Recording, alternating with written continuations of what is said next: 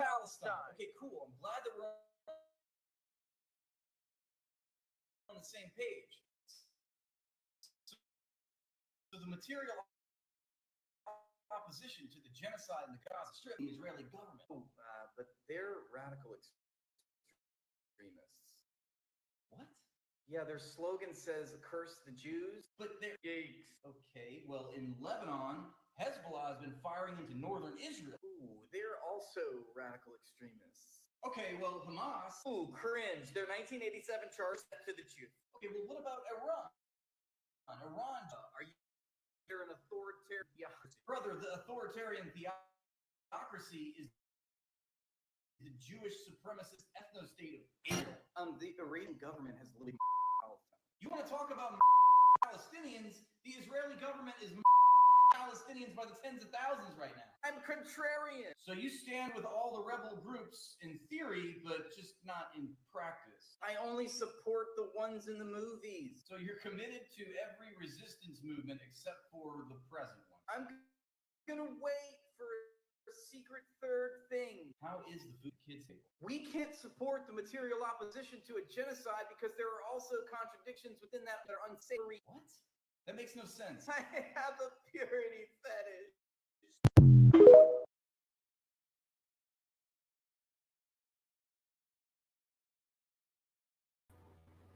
Hello? Hello, Abby? Oh, you still, I can still hear your, gonna mute you. Your video's still going in the background there, sorry. I had to mute you for a sec. Hello, everybody. Thanks for joining us. Hi, Miguel, Jacqueline, Sean, Robbie, Yonina, how's it going? John, thanks for being here. So tonight we're going to be talking about the aftermath of the election. I know it's kind of everybody, all the other podcasters have already kind of put in their 2 cents, and maybe we're a little bit more obscure and who cares what we have to say kind of thing. But I appreciate you guys showing up and caring about our perspective. So when Abby gets back, we'll maybe get into our takeaway from the results last night. We were both predicting this. This is what we were both expecting. The only thing is I don't want to be pretending like I knew 100% that it was going to be this big blowout, although I was suspecting that we were going to get this big red wave. It's just when they're playing all these tricks with the polls and stuff, it does make it difficult to know what to believe. You have to have strong confidence in what you know. Ouch. Is that better? Yeah. That was actually my TV in the living room. I was watching RBN. Yeah, I was with Savvy Saves and Jimmy Dore and all that stuff. And I think Robbie said he was too, whatever. Yeah.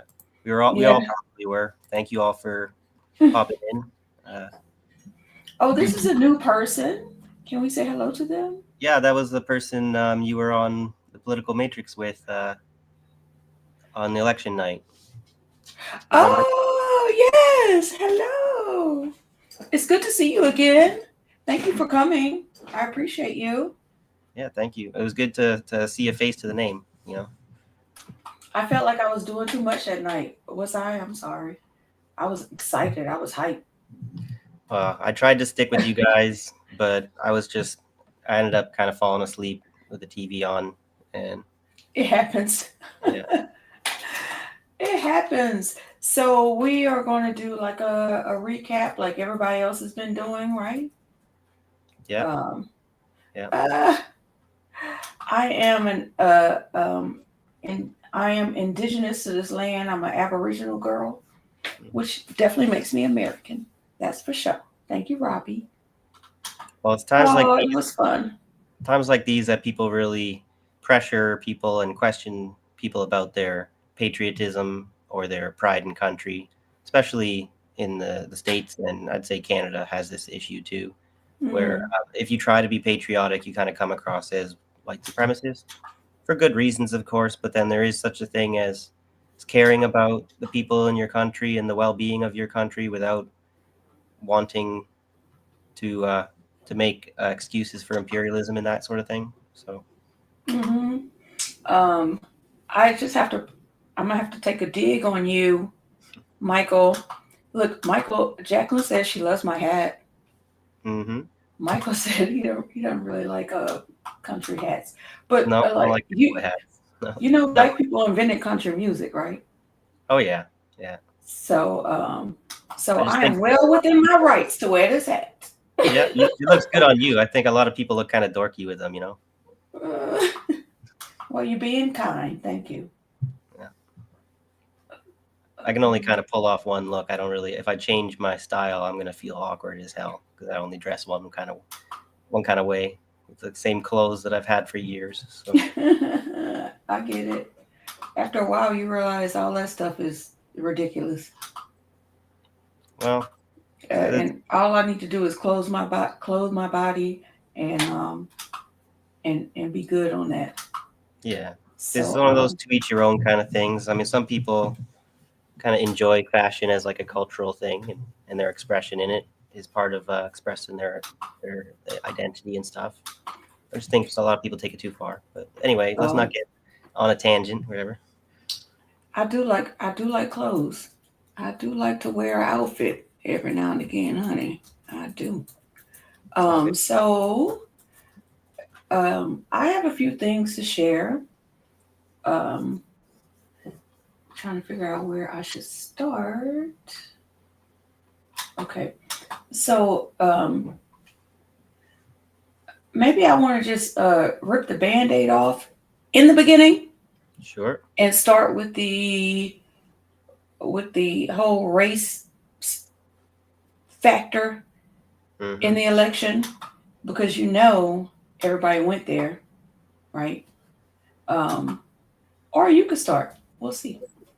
Well, if you want Oh, to start on the race stuff, a lot of people I think are they're going to make a lot of excuses. They're going to downplay the issue of racism and sexism and stuff like that because it's like the liberals have made a fool of themselves and the left in general in trying to mhm. attack them like badly on those things. But So it's let's not go there.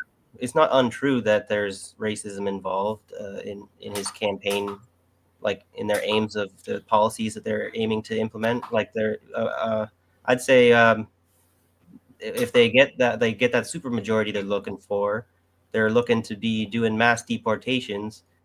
Trump was running on my deportations are going to fix the economy too and the housing crisis and these things. It's like kill two I birds. want to talk about that as well. Yeah. Yes. I have some Richard Wolff, who is a renowned economist, is dispelling all of those half truths. Mhm. So I wanted to play that as well. So yeah, let's just start with race. Get that on over with. Yes, I don't know if I'm pronouncing this right. Yanina Yerizrael. Yeah, Um, Yonita. Yonina. I'm sorry, I can't see. Okay, I thought that was the E. Black people can't be countries, said a bunch of white people who didn't know their history. Yeah, black people were like the original cowboys in America. We're the ones who trained the horses in the Kentucky Derby. I think I talked about this before, but they weren't allowed to race in the Kentucky Derby, but they were the ones that broke the horses in, so they could race, and then they would put white people on the horses to actually do the races. Right. So, in case somebody needed to break their bones, it'd be the black people, right? thank you, Yonina. I appreciate the grace that you are giving me. And yes, Wolfman is the best. So let me go ahead and share. I'm just going to rip the Band-Aid off and then we can get past it. So I have to, you know, the last thing I will throw with Instagram and Facebook, I have to restart. So give me a moment of grace. No worries. Yeah. Just see Jacqueline says, sounds like I don't like to get noticed. Pretty much, but it's kind of one of those things that it's whatever cuts both ways. It works for you and it doesn't. So I kind of enjoy my peace, privacy and stuff, but then isolation and loneliness is not so good. And then you kind of need to interact with people to improve your social conditions. And if you're being too shy, you're kind of getting in your own way. So, and then being shy on YouTube's kind of like waste of time. Like getting in, like, what's the point in jumping out here? I'm going to be like shy and trying not to get noticed, right? So I have to address a character flaw. But yeah, Right. And before we start, young Morpheus is here. He says cattleman was a term for white men, cowboy was for black men. So with him being here and saying that, thank you for saying that.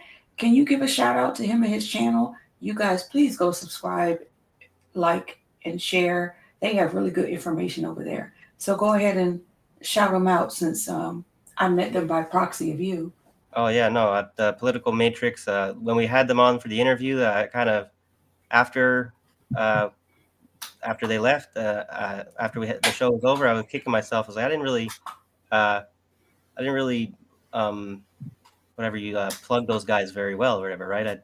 Because I appreciate watching them, right? They're a good alternative view, especially for white people who don't really Especially don't really think they don't care much about, don't need to know much about black politics and black life and stuff like that.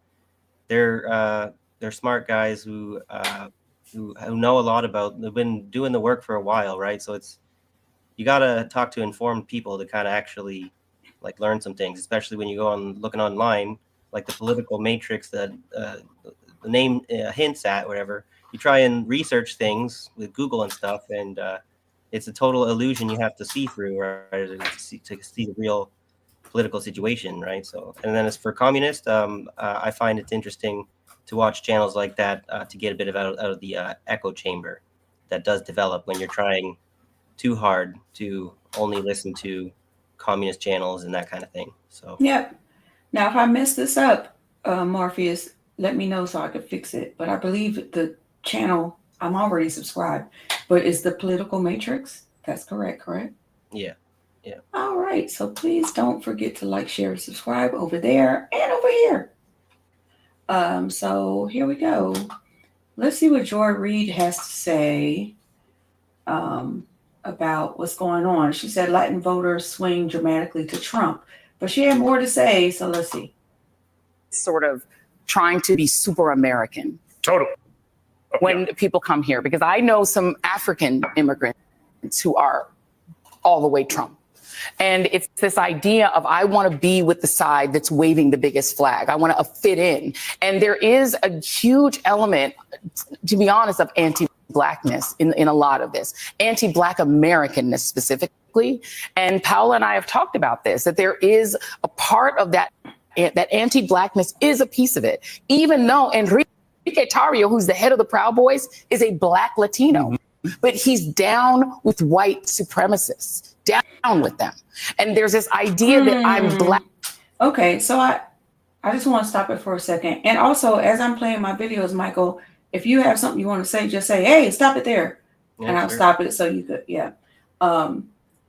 She's not lying. Yeah. We didn't come up with the term model minority. That is a term given to Asian people who choose to become white adjacent, so they don't have to be in the same plight as the most oppressed on the hierarchy in America. And a lot of people, a don't want to. Sorry, go ahead. Yeah, finish. Well, one more thing. And then also for like she was talking about Africans who come over here, Black people have a term for that. We call them tethers because they tether themselves to a white adjacent ideology so they can separate themselves from us. Yeah. So that can be kind of loaded terminology and stuff. And it can be like it can be more correct sometimes than others, right? There can be people engaging in that like very ambitiously and voluntarily, and some people more reluctantly and holding their nose a bit, but it doesn't mean that they're not maybe engaged in that. And a lot of people, we have to kind of remember like the subconscious aspects of this, not to be too psychological all the time, but a lot of people will deny this kind of behavior, like that they would be racist first of all, and then like maybe a lot of Black people or Latinos would deny that their friendships with white people are about associating with power or whatever. They would say in their mind it's got nothing to do with that. They're good people and they've been good to them, kind of thing. So. Yep. So I'm gonna let her finish. Before that, I just want to say we have about 10 people here. Thank you so much for being here with us, because I know there are so many other independent media channels that are live right now, and they're doing good work. And you chose here to be with us, so we really appreciate that. Marcus says, I just missed it. Hold on. Apologize. Thank you for graciously allowing me to be on your show. I really appreciate that. So, okay, we're gonna start and come in on the other side. But I'm not Black. I may look Black to you. I may be Black if I'm walking through Bloomingdale's and get followed around. But in my mind, I'm identifying with whiteness, because whiteness means privilege, and it means not being a Black American. This has to be unpacked, because this shift among Latino men is significant, and it says something about where we're going in this country, about whether we can create an appeal. There's also, well, the last thing I will throw in is the creation of the idea that everything that Vice President Harris was proposing is communism. That is a potent argument for a lot of Latinos, and it worked. Coming from an immigrant family. All right, so that was the end of that. I want to expound on it, but first I want to hit to this point. So Jacqueline says, was it Joy Reid who said that the Dems ran a flawless campaign? She probably did. A lot of them said that because they were gaslighting us. So maybe she said it, maybe she didn't. I would assume she probably did say it. If so, that was a load of rubbish. All of it was. Getting celebrity endorsements and quoting "Vote Blue no matter who" is not running a flawless campaign. No, it's not, because you're supposed to run on policy, right? But they ran on emotion. But so does Trump. Well, is he not running on emotion?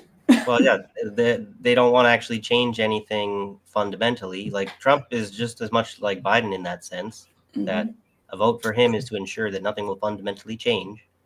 So the only thing that changes is that carrot and stick metaphor, right?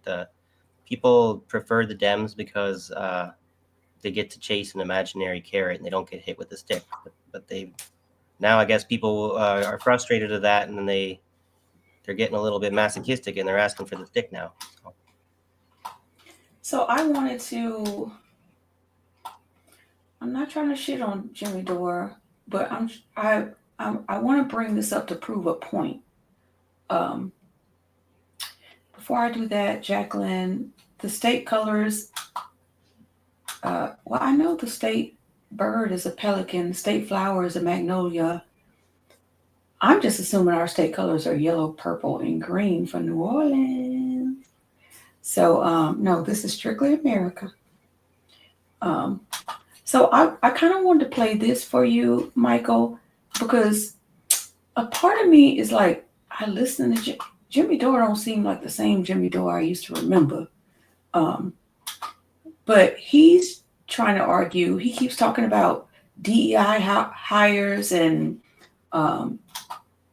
he's sounding more and more like he claims he's not a Republican, a Trump supporter. He said he didn't vote for him. All that's good and dandy, but you He gave him I support. feel like whether he voted for him or does, not. yeah, he does a lot. Support, right? This is where, even like I'm saying about the subconscious support, like maybe Jimmy in his mind believes that he's being fair and unbiased, but seems like he's been subconsciously, like we call it cognitive capture, where somebody inadvertently starts acting against their own interests. There's been a lot of this going on with communists in the West. Okay. So This is 15 minutes long, so I'm not sure how much I'm going to play of it. And I was kind of busy. My mom had a party yesterday. She was the hostess, but of course, it was really me.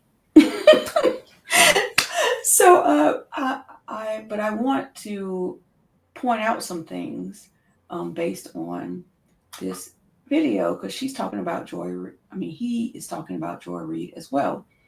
But he is like pushing down the fact that she's blaming Trump winning on white women, like making it a whole race issue, as if, hold on, I gotta get big to say this. You came on first. Okay, as if race isn't the underlining focus in these United States of America. Like, don't gaslight me and act like it isn't. Please don't, because it's insulting. So anyway, here we go. Go ahead. Wait, if they know that there's nothing, who's to blame for Kamala losing? I should have just left it commented later. But if they know that there's nothing that you can do about their gaslighting, then it's probably in their best interest to just keep pissing us off on purpose. So I'm gonna speed it up to 1.25. Fair use, people. We're discussing this. All right. It's not Kamala and her policies of genocide. It's not Kamala and her policies of open borders. It's not Kamala and her policies of not even talking about healthcare or the minimum wage, or her policies of not helping the people in Flint, Michigan get clean water, or her policies of abandoning the people in East Palestine, America, or her policies of crushing a union strike. It's not Kamala Harris for sure. You know whose problem it is? I wonder if Joy Reid can find a way to make it a racist statement. Let's see. I bet she can. It's a state that I think Democrats definitely were reaching for. There was a lot of work to try to turn out the college campuses, which were really thick and really packed, and try to turn out the suburbs. And I think there was a lot of hope because of just the insanity, can we say fairly, of the person who's running for governor in that state. And I thought that, defeating him would also carry Harris in. But in the end, if they didn't make their numbers and essentially exceed the numbers that she's talking about North Carolina had in the suburbs. And I think we have to be blunt about why. Why? Black voters came through for Kamala Harris. Black voters are good. See this? This is a 400-ounce bar of solid gold back in the 20s. Is it really? Thank you, Ad. Thank you, Ad. He's gonna pull an Alex Jones on us, selling MREs and stuff. He's already selling he's selling gold and like supplements and that kind of thing. Supplements and all that kind of stuff. So we're not far from it. Yeah. Not that different from Alex Jones on the marketing side, right? All right, so let's get back to it. And he loves Tucker Carlson. Like Tucker Carlson didn't know the whole time he was gaslighting us. That's kind of like that access journalism stuff. I don't know if he's ever criticized that stuff. I haven't really watched everything he's ever put out, but I kind of feel a little ashamed. I've watched most of it. I had my little period of being a Jimmy fan, but it wasn't that long compared to something. I watched most of it. I went back when I found Jimmy Dore. I went back while I'm at work, like doing data, all this stuff. I went all the way back to his playlist from when he first started his show, and I played every video. So I know that he is changing. But anyway, So But it's part of also, I'd say, like there's a recognition that what's happening on the left isn't working, and what to do about that. So you can kind of give people credit for trying to get outside of the box that people are thinking in.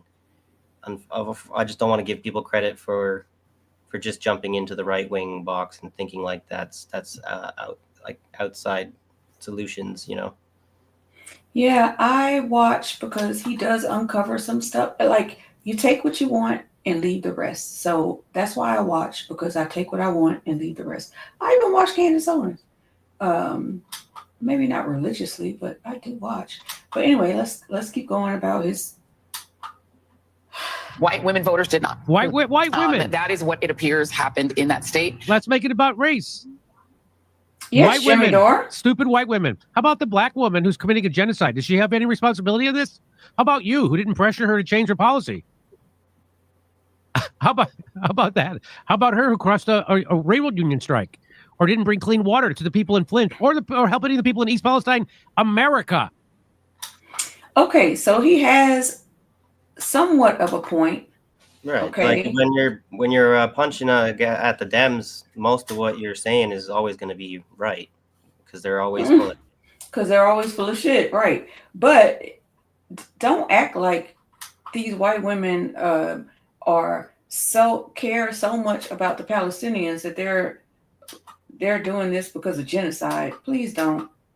Yeah. I'm not saying that all, because some of them are doing that because they don't want a genocide. But we're talking about the United States of America here. So I want to show you this guy. Well, let me just run it, and then you could tell me what you think. Sure. How it is you voted for Donald Trump when you're so into facts, because his entire campaign is not based in facts. It was all based in propaganda and emotion. I voted for Donald Trump for one reason only. His policies, if implemented, would slow the dispossession of whites in the United States. If you were to deport all illegal immigrants, if you were to think very hard about letting in any Muslims, all of this would slow the rate at which whites are becoming a minority. Why are you so worried about the white dispossession of America? Because I want my people to survive. Is that so strange? We don't control China. We don't control any place where whites are not a majority. And if we become a minority, we will not control our own destiny anymore. I grew up in this country as a minority, as the children of immigrants. I was their first child born in America. And while I didn't have much possession or didn't much control, I really enjoyed myself. And I think that if you ask a lot of Americans, they would say that I had a lot to offer this country. You know, according to you, I guess I would be perpetuating the dispossession of white America. That is true. That is true. Would you say that you wouldn't want me in this country? At some point, when my ancestors built this nation, His they ancestors did not build it with the intention of giving it away to Mexicans or Chinese or Haitians or to anyone else. Do you consider it? You keep saying your ancestors built this country. You consider that a fact? Who else built it?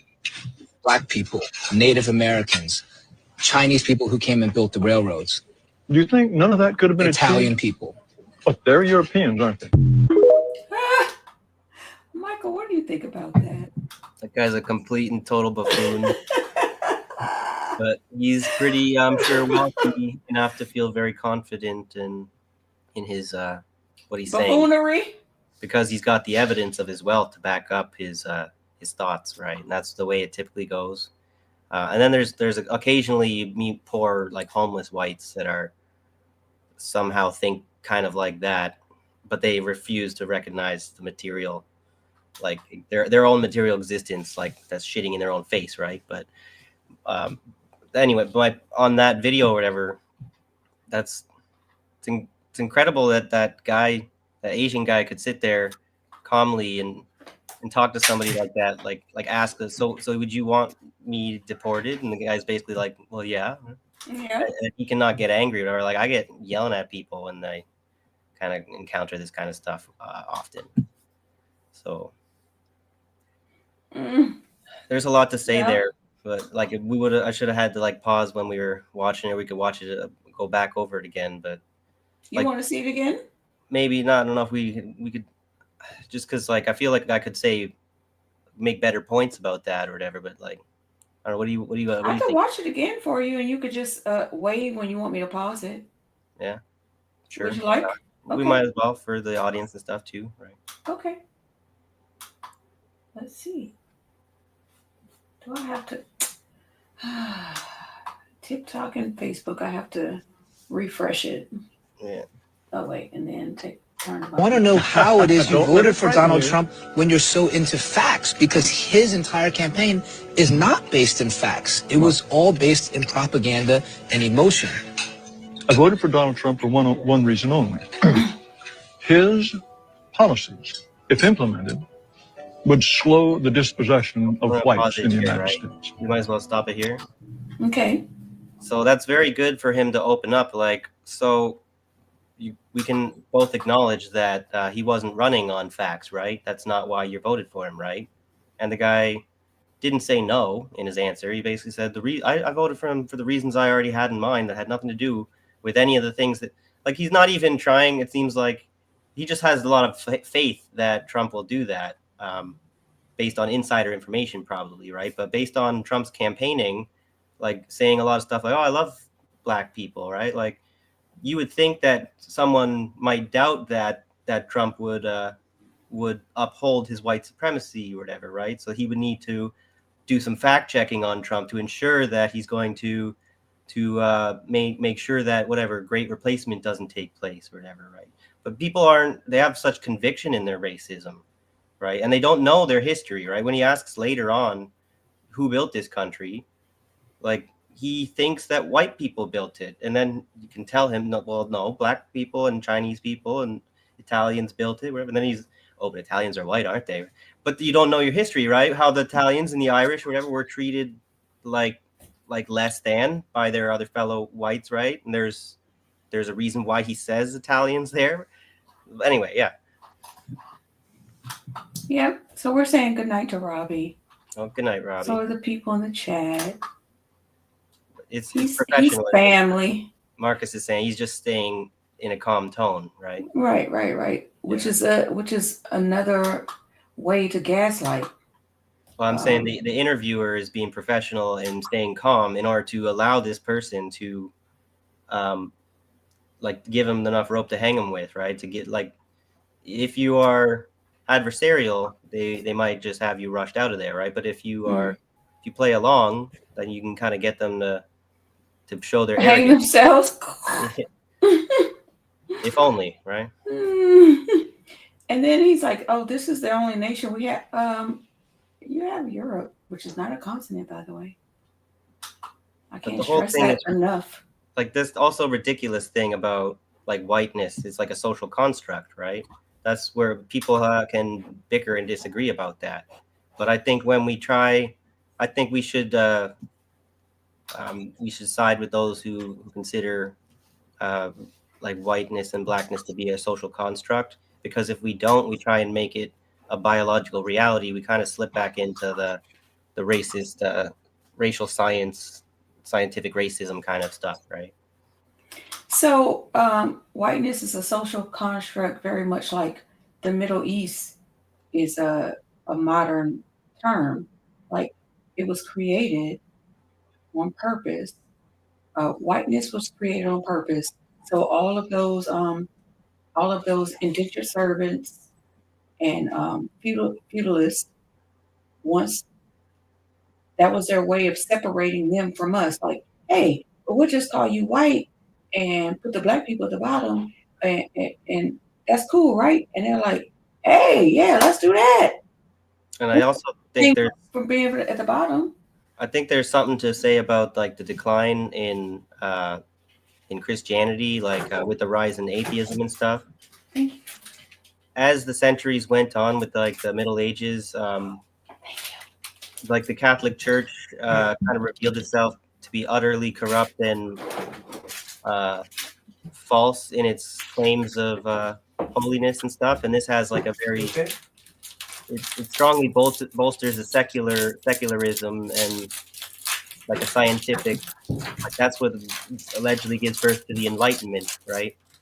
So I think with the rise of the Enlightenment, they kind of, because the Christianity is no longer working as the prime identifier for the culture, then they need this new thing. They kind of invent whiteness as more method of control over the peasants, right?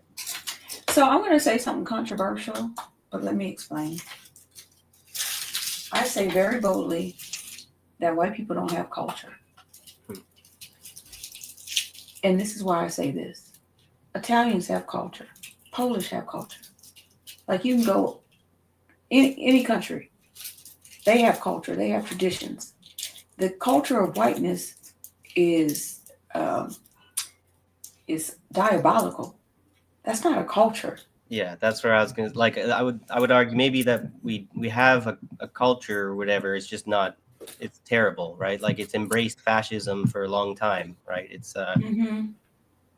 and then chewing. there's like proto-fascist kind of stuff, right? That the things that they choose to celebrate in history turn out to be like Sparta and stuff, which is like a racist like ethno state from back in the day, right? If you listen to any other cultures theme song, their like country song or whatever, is very positive.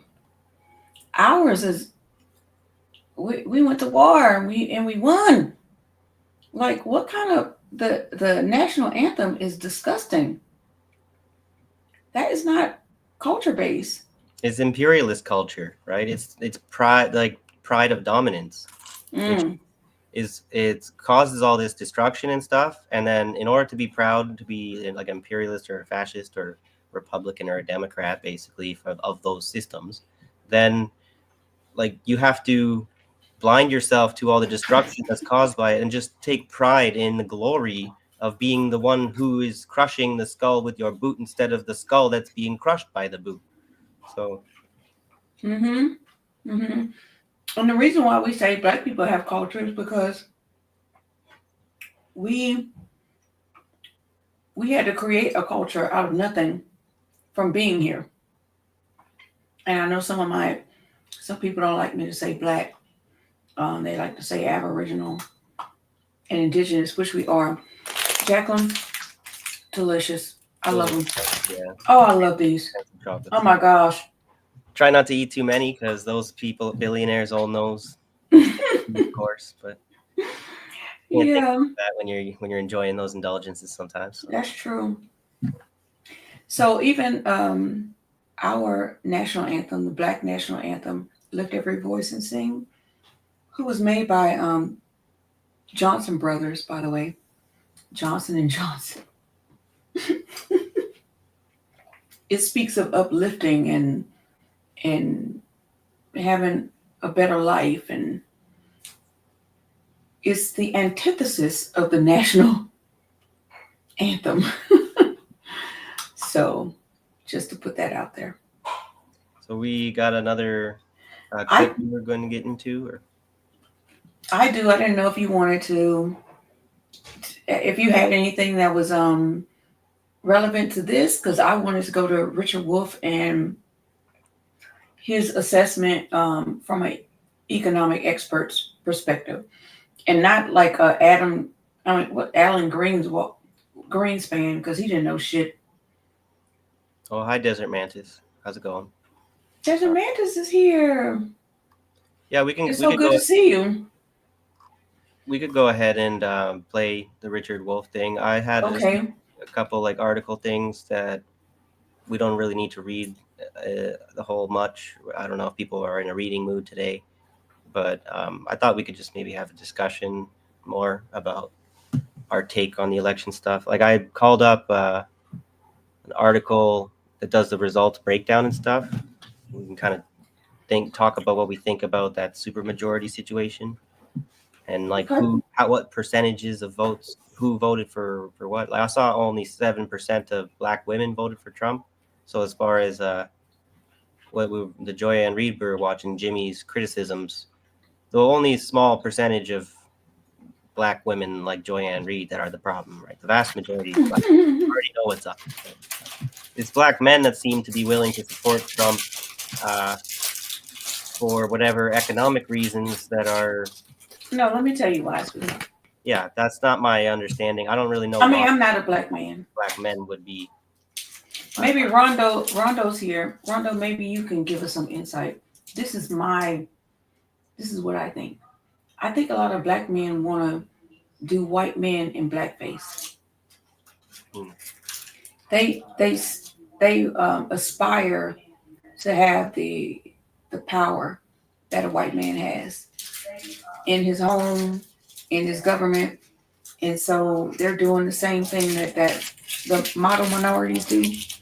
They're trying to be white adjacent and still claim blackness. That's my thoughts. I don't know if it's real because I'm not a black man. I can't speak for the black man's place. You know? Because that is the only thing that they have to aspire to or recognize. They wasn't taught about black kings, black royalty. Okay. You understand? So that's what they. Can you hear her? Yeah. Their conception of success is the image of the white man, basically, and that's what they aspire to, and is what you're saying. Yeah. She's watching in the front, and she ran up here. No, feel free to join. To say that. Oh, you're always welcome to join and then add your commentary. Yeah, I should tell her. I should text her and tell her she could join if she likes. Yeah. She's also maybe she's gonna have Black Life, whatever. She's gonna maybe wanting us. Maybe she wants to talk about her own thing, right? That it's all good. I think I was gonna say something I forget now, or it might not be that important, so we can just move on. Okay. Wait, hold on. I took too big of a bite. So this is not a take from. You see, Tosh Jacqueline says hello. Black Life. Oh, I was also gonna say I had an article about U.S. shares and Bitcoin hit record high, and the dollar soars on the Trump win. Right, so I've been seeing that too. I was like, should I sell my? Let me get out while the getting is good. I'm kind of wondering, wanting to see if what's his name? Golden Monarch has something to say about Bitcoin. Oh no, maybe we should message him and see if he wants to. If he wants to speak on it. All in good time, right? We just we'll cover the video you got, and then if he shows up, we'll go ahead with the story next or whatever. Yep. So before I get into this, now this is I really enjoy Richard Wolff and what he has to say. And I was saying he's no Alan Greenspan because Alan Greenspan got everything wrong. Went in front of Congress. They had him come to Congress so they could question him about his choices, what he decided to do, and all he could say was, "Oops." Not oops. Yeah. Did he get in trouble? No.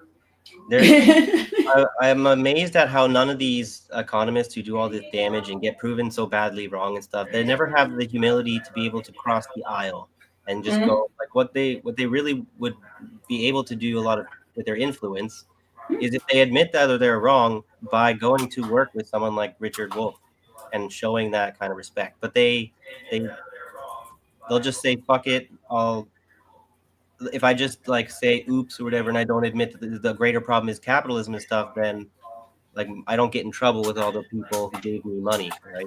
Right. And before I go into it, I gotta Google this real quick because I forget her name. But Alan Greenspan's wife is Andrea Mitchell. Oh, I don't know who that is. Angela Mitchell is she's a mouthpiece. Adrian Mitchell, Rondo saying? Andrea. No, it's Andrea. Okay, sorry. Andrea. Andrea Mitchell. So yeah. So she's a television journalist. No, she's not. She's just a mouthpiece for NBC News. She's a commentator. Okay, first of all, Andrea, you got enough money. Why do we need to hear what you got to say? Go home and let other people who need the money, who went to school for mass communications, actually do the work. But they won't do that because she's a gatekeeper. Yeah, it's about control. This is where people kind of miss that when they get really stuck on money. Money, I hate money. It's such a big problem. Or it's really more power and control that is the issue, and money is the tool that is used to do that. And I, for a long time, like I was kind of one of those people just like fixated on like money is this illusion. How do people take this so seriously? How do they let this like non-entity or whatever rule their lives like that, treat it like a god and stuff? I understand a lot more now why things are this way. It's just hard to admit it, right? Desert Mantis, if you could put that video in the chat, that'd be great. I'd love to see that. I mean, Paul Ryan, his tax cuts were so egregious that somebody had to call him out. And the fact that it was Alan Greenspan is diabolical. This is where a lot of people love that quote about the victors write the history, but that's not exactly true. There's a lot of things recorded in history about so-called victors, about their big L's and stuff. So all this that Richard Wolff has to say, it's like a 17-minute long clip, if you're okay with that. Sure. But it's really good information. So just say, hey, when you want me to stop it. Yeah, it sounds good. Yeah. Okay. Oh, thank you, Desert. He's going to find it. I appreciate you. Okay. So here we go.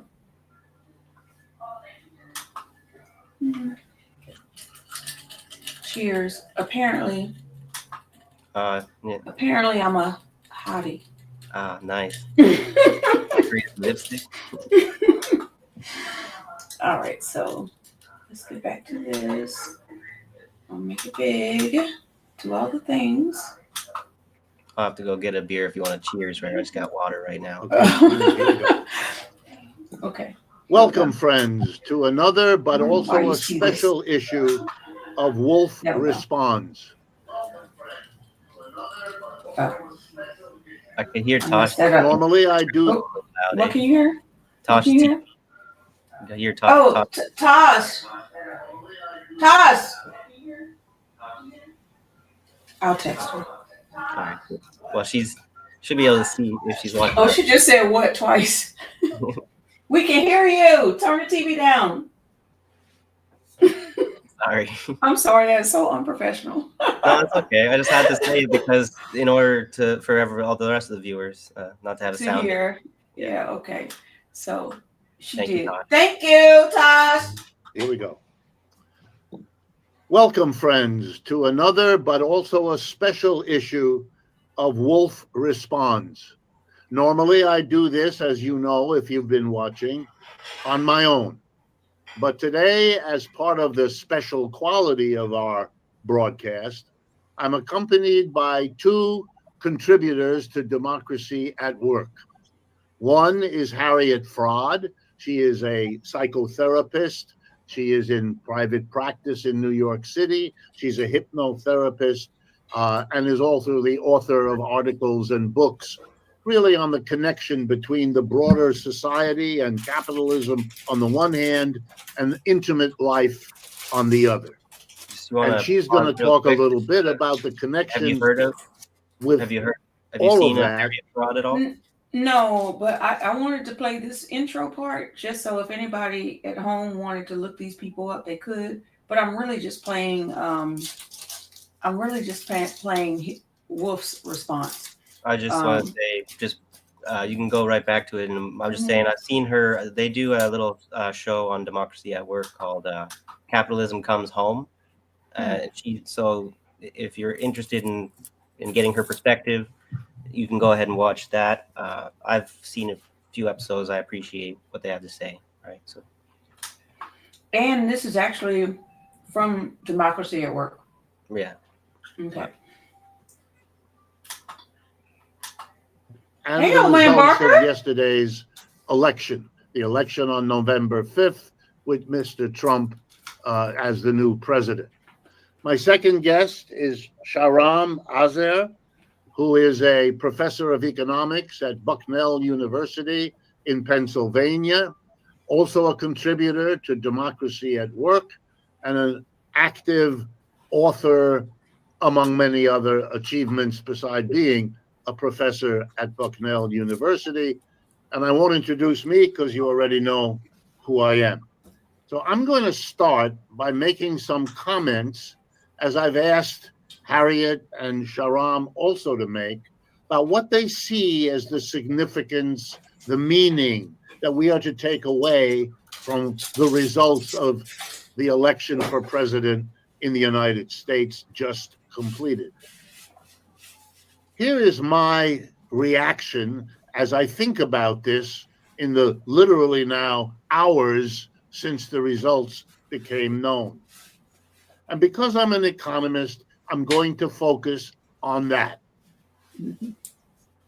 What I saw was a race between fake economics, I'm borrowing from Mr. Trump's fake news, and on the other hand, for Ms. Harris, nothing, next to nothing.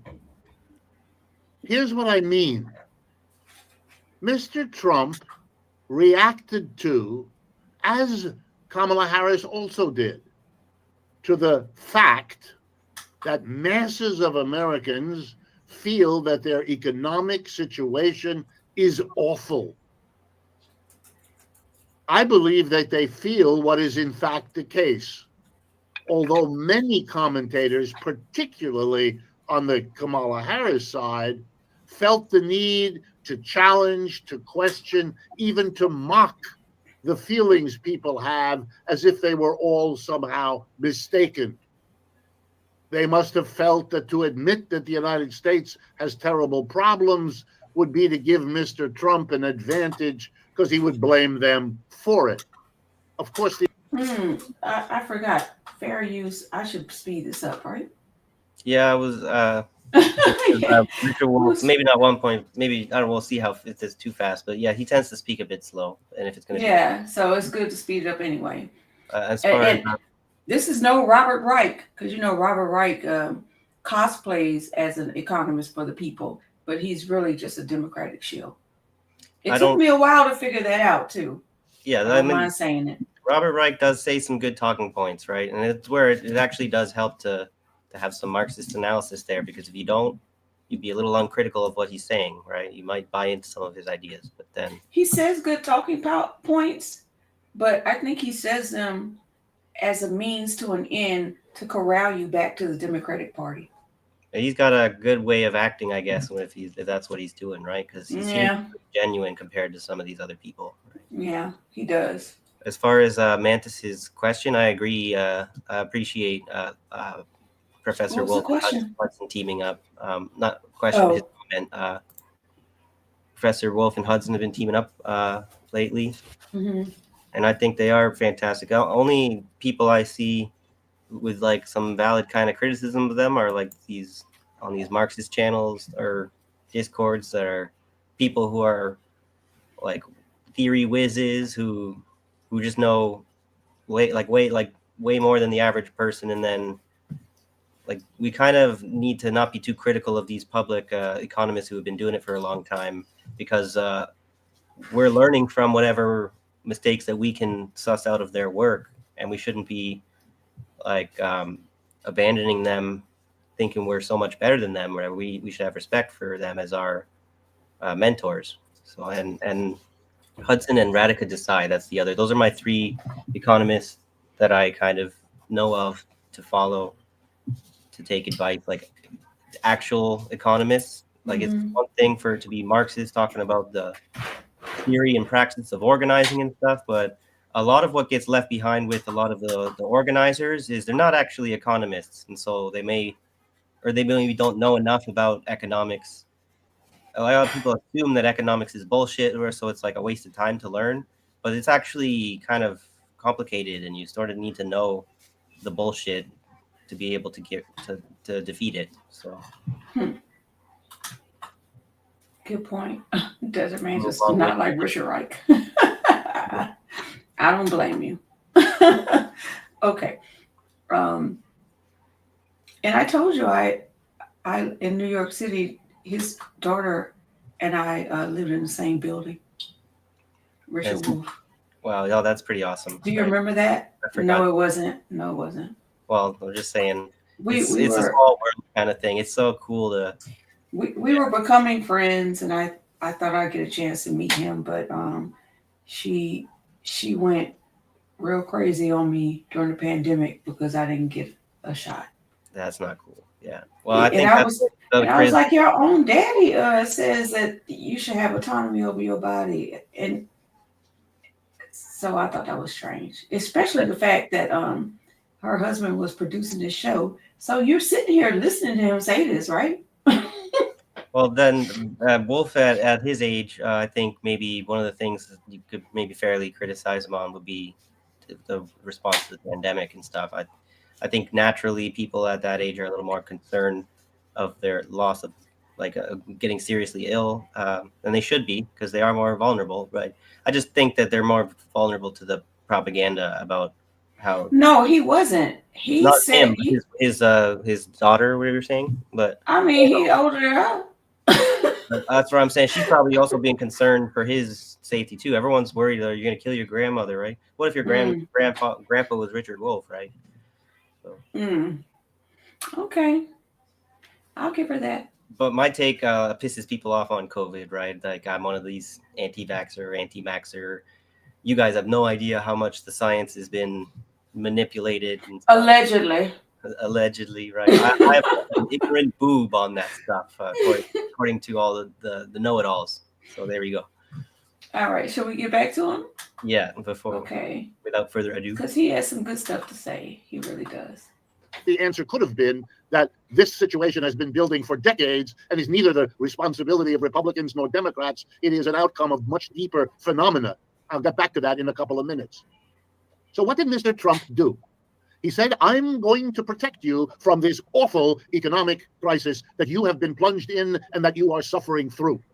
And I'm going to help you by holding back the horrible invasion of immigrants. That was one of his big pictures, his advertiser's dream, an idea that will capture people's attention. That's how you advertise a movie. This is a movie about holding back the hordes of invading Martians. And his second big idea was, I am going to smite the Chinese because they are threatening our jobs. And another wonderful story, smite the foreigner, smite the Chinese. Immigrants are foreigners, Chinese are foreigners. That's very old in America to condemn a foreigner. Now, these ideas, if you think about them in economic terms, which is what I do. Say again. He's a lot more fired up at 1.5. Right? Yeah, I see. Look, like he's you see, he's salivating a little bit over there. Yeah. All right, Mr. Wolf, come on with it. A foreigner. Now, these ideas, if you think about them in economic terms, which is what I do, are silly. They're senseless. They are nonsense, literally. We are a country of 330 million people, one of the biggest and richest in the world. 10 to 12, and that's the number of the Homeland Security Department, 10 to 12 undocumented immigrants, themselves among the poorest people on earth, are not in a position to cause the problems of a rich 330 million population. That's ridiculous. That's not something that you argue against any more than you would argue against somebody who explains to you that their religious beliefs were shaped in them by a... Okay, I can. So basically, what he's making good points. We don't want him to. If people maybe are missing it because he's going too fast, I don't know. But okay. So basically, what he's saying is, all these people are scapegoating. They're punching down on people that have no influence on policy or anything else. Instead of punching down, you need to be punching up. But the elite are trying to convince you that it's the person underneath you's fault. Yeah. And this is, I wish it weren't as big of a problem as it is. Like, there are people you would think that are smart enough to know better seem to be falling for this. And it's very disappointing. And it's like, I need to organize and work with people.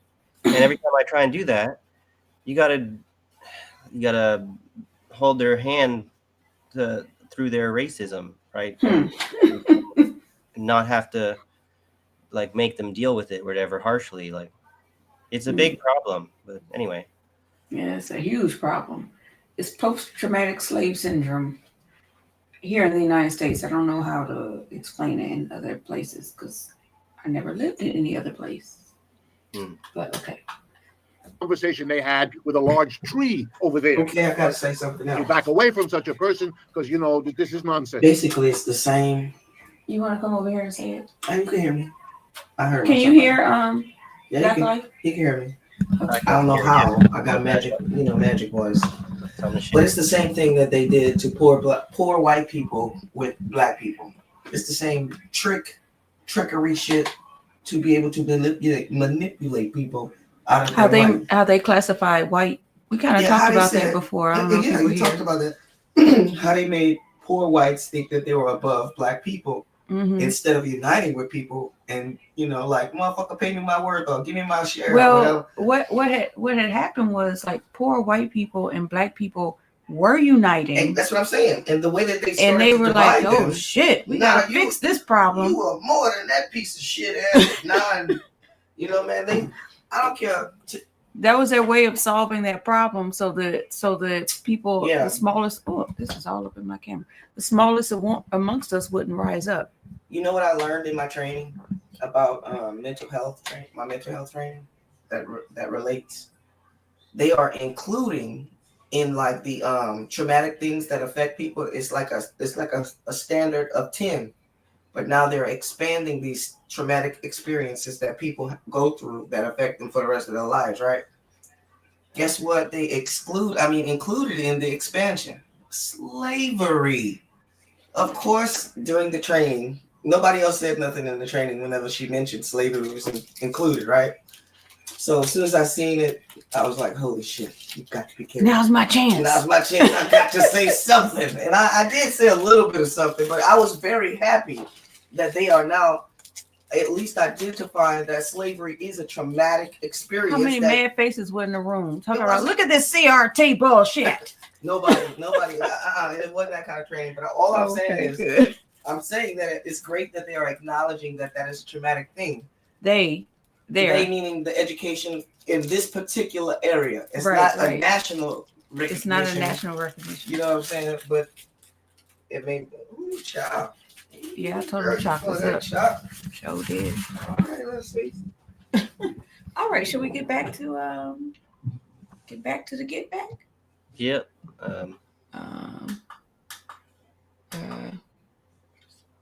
I'll just show this really quickly. My clicker ain't clacking. Uh-oh. Well, while you're sorting that out, I'll just read. There it goes. Okay. Yolina says, yes, and the term white came about to separate white people who didn't come from the Anglo-Saxon areas, the ones who did, and make them lower. Yeah, there's a lot of ridiculous. I don't know where Abby went. She just dropped out. But there's a lot of hatred for Eastern Europeans is like really, really dumb and backward and stuff. And when they kind of embraced a lot of the anti-communist stuff and fell for what the fascists were pushing, then people feel a little justified to attack like Poles and Lithuanians and stuff. But I think a lot of that also comes from part of what you're saying, right? Where the Eastern Europeans were always treated like the dirty white people by the so-called more pure Anglo-Saxons, right? So there's some of that continuing on when communists or socialist anarchists, whatever, are taking shits on Eastern Europeans for being like fascists and shit, whatever. They're also just kind of continuing that racial bullshit, whether they know it or not. So It's a jute. Speaking as an Eastern European Finn, right? Part. What is a jute? A jute is was from like Jutland. Remember when Snork was on talking about Jutland? Oh. Yeah, they're those ancient barbarian tribes that defeated Rome kind of crap. I don't even know if they were. I don't think they actually did, but back in the Gauls, those kinds of Roman times. So. I got the loudest mouse on the planet. Yeah. So, are you talking about like Neanderthals? No, not that far back, right? Jutes are just if you go, this is where you get into like our prehistory stuff that's kind of obscured a bit, I think, to protect the powers that still be in the religious authorities and stuff. I feel like the Abrahamic religions like to distort our history of these tribes and stuff. They're kind of like the Israelites. I feel some of them maybe migrated out to I was doing a lot of research on this. From like Poland and Germany and stuff. Denmark is this. I think there's where a lot of Jews kind of went way back in the day when they left, and Poland and stuff, right? That's what she's saying right here. Like they try to act like they aren't European, and Europe is not a country, by the way. It's Eurasia. Eurasia is the country, but that was a mind fuck to make you think Europe was more important than what they really are. But like you're from Poland and Germany and those places, and you're just gonna go to the North Horn of Africa and act like this where you were supposed to be the whole time? Man, get out of here. But when that's why they made the Middle East to separate. When you go far back enough, the Europeans, most of them, when you do the genetic studies and stuff, it's a little bit it's too complicated and nuanced to just be like, oh, Europeans are just white people, whatever. A lot of those white people that are very white, whatever, also just have like a genetic diversity that goes back. Their ancestors came from like Eurasia, like Asia. Like the Finns are different from the rest of the European ancestors because they came from Asia, right? And like Hungarians too. So as much as they are white now, like there's too many generations of intermixing. We're being a little too simplistic about it, I think. So. Well, I mean, if you go back, I understand what you're saying, but, right? But we're talking about within the social construct of how we view society. But people, global society. This is why I don't like genetics, because it's hard to get interested in learning about it without people. The people try to use genetics as the proxy to explain the social constructs and their racism and stuff that they want to associate with the genetics. And everybody here knows you hate eugenics. Yes, and the geneticists are the most responsible, or whatever, for being cavalier about that problem, and because they. In order to have access to that power, not have it taken away from them, they have to downplay the dangers and the consequences of their pseudoscience. They want to play with expensive toys, okay? Sorry, like with CRISPR and stuff. Now it's okay. Yeah, you didn't like what I was saying, eh? Okay, thank you. No, I had a fly on my computer. I was trying to catch it. Be careful conflating the term Jewish and Israelite. Okay, that is a good point. Because Jewish is more of a religion, Israelites is more of a ethnicity. You can correct me if you think I'm wrong, young Morpheus. Yeah, but they try to make Jewish a ethnicity, and it's not. It's a religion. Yeah, that's why I get upset about that too, and then I can get called like anti-Semitic when I'm a little bit defensive about but your religion is not your ethnicity, and vice versa, and people do kind of try and get away with that, right? Oh, they get away with it. They most certainly do. Yeah, they say it so much that they're starting to believe it. And the thing with same thing in Judaism, with Christianity, with Muslim, with Islam, there are many interpretations. There are different sects, right? Different schools of thought.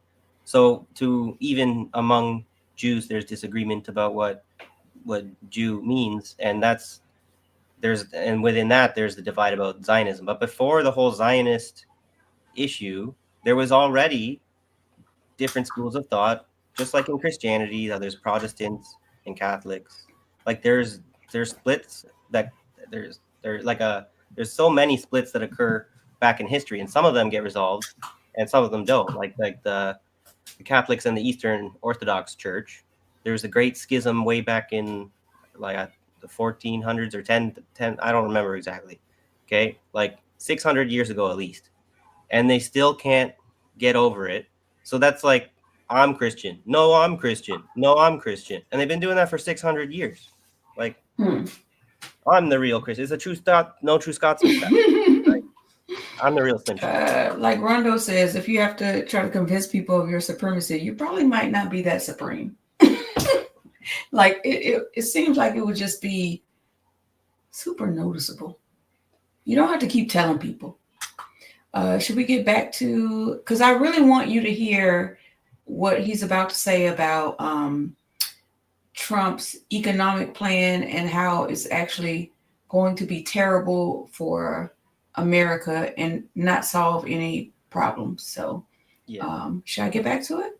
Yeah. Please. Okay.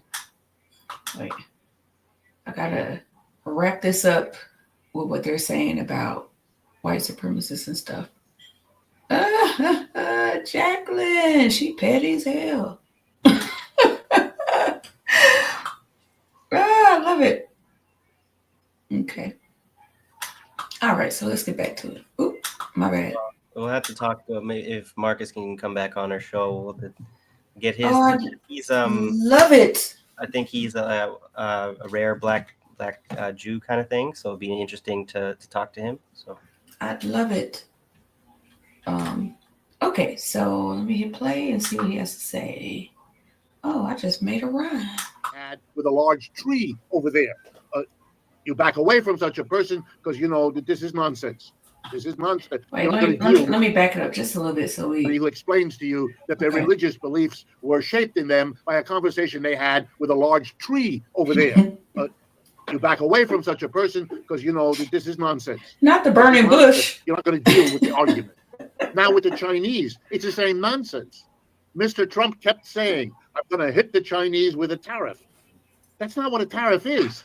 First of all, a tariff is a very interesting thing for a Republican to advocate because it's a tax. Tariff is just the name of a particular tax.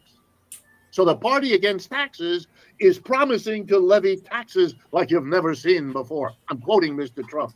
That's cuckoo. What is he talking about? Cuckoo. And he kept saying the Chinese will have to pay a pretty high tariff. He's 100%. No, you idiot. The people who pay the tariff are the importers. If a Chinese car comes here, for example, an electric car, which the Chinese, by the way, now produce the highest quality and the lowest price. It costs $30,000. Mr. Biden already has 100% tariff on those cars, which means the $30,000 car would require an American buyer to pay $30,000. That goes to China for the car, and another $30,000, 100%, goes to Uncle Sam. An American pays an American government a tariff. It doesn't smite the Chinese unless you don't know what the words mean. Mr. Trump doesn't know, and his audience doesn't know. Economic literacy in this country is a disaster and has been for a long time. That's a consequence of a poor education system. So Mr. Trump's great economic plan is nonsense. And I don't want to take your time, but I won't tell you about all the other nonsense. If you were to deport millions of immigrants that are now in the country, those immigrants all have jobs. Most immigrants are relatively young people looking for and needing a job. And if they have a job, they're contributing into Social Security. You pull them out of the economy, you plunge Social Security into an enormous dilemma because all that money will stop coming in. Does Mr. Trump recognize it? Not a clue. Never talks about it.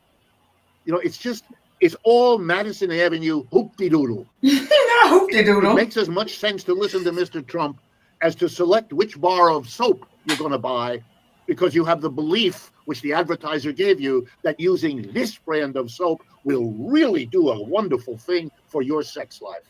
You giggle when I say it. You laugh when it's on the television. But that's what you're doing. Giggle and laugh at Mr. Trump.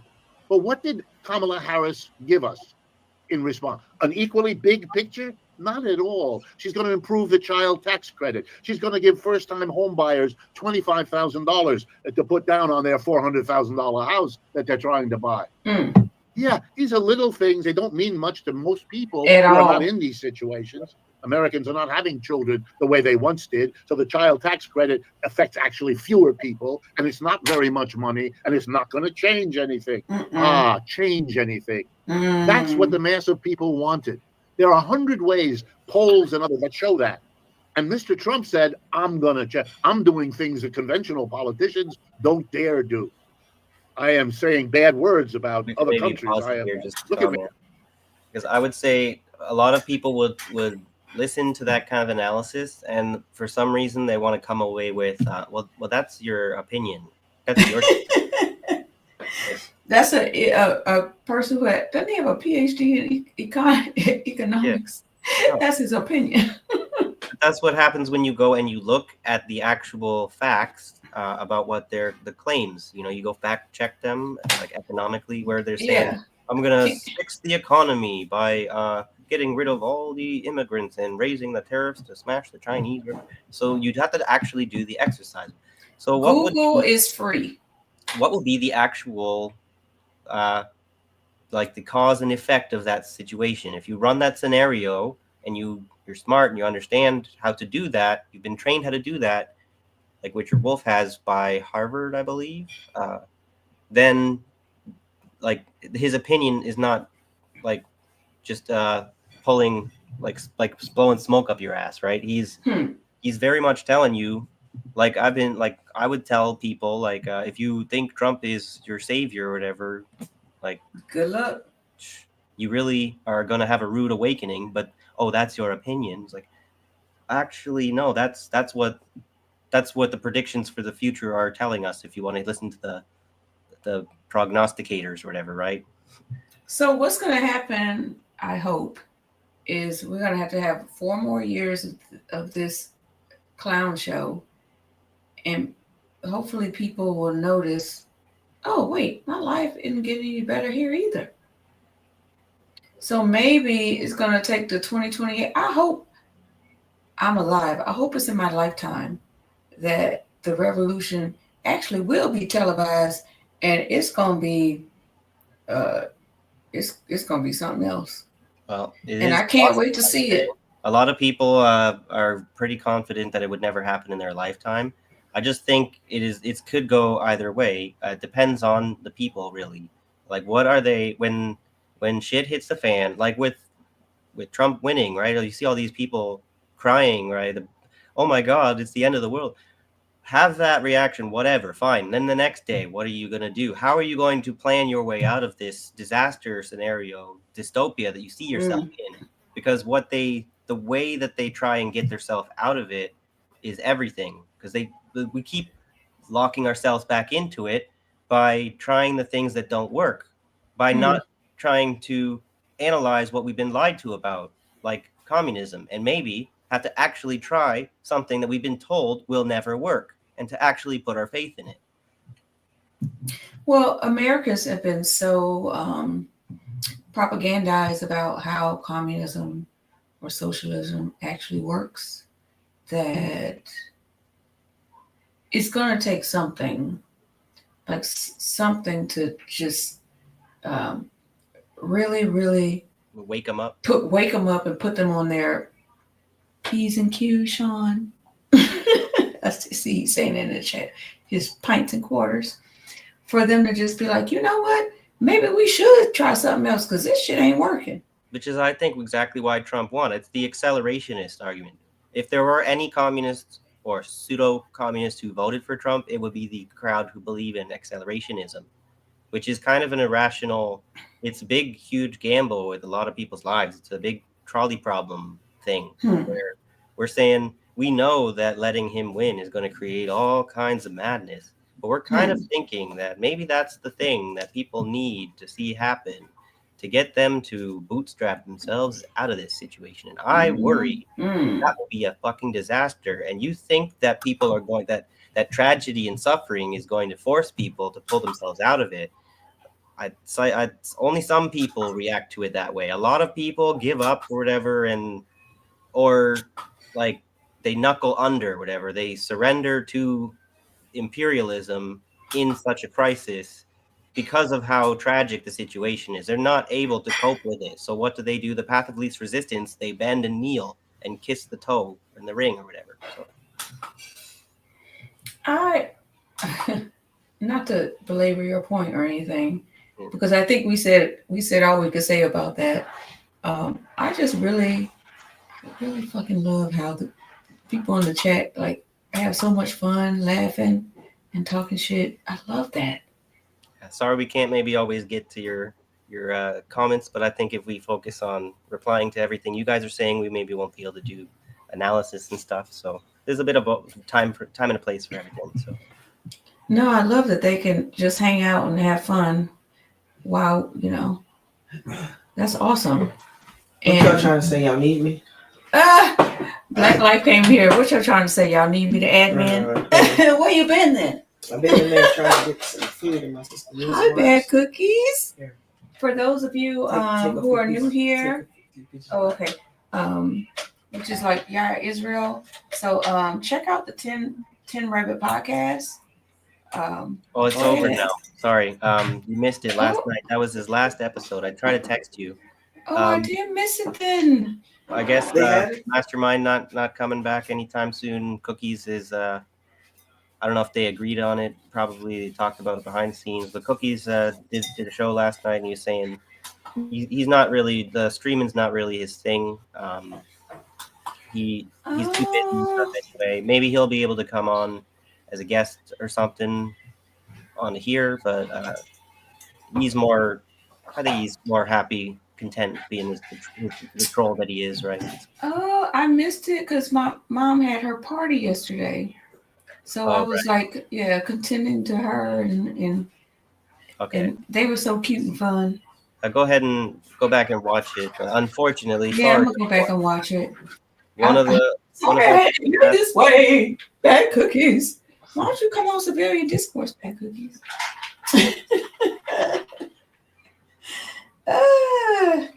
Okay, well, okay, that's a lot to take in. Let me okay, let's get back to the thing so I can catch my, myself and my thoughts. It's only 7 minutes left, so then we could, bounce, I guess. Yeah, we don't really. Is there something you want to show? Of No, course. not necessarily. I was just saying we could just we could. I wanted to kind of finish this BBC article. It's not like I'm reading some highly important information. It's just like what we kind of already know, with like the way that the markets are reacting to the Trump win. I feel like maybe people spend a lot of time talking about Trump and Harris and the people. They focus on the personalities, and the most important thing about all of this is the money and what's happening behind the scenes and stuff, right? Okay.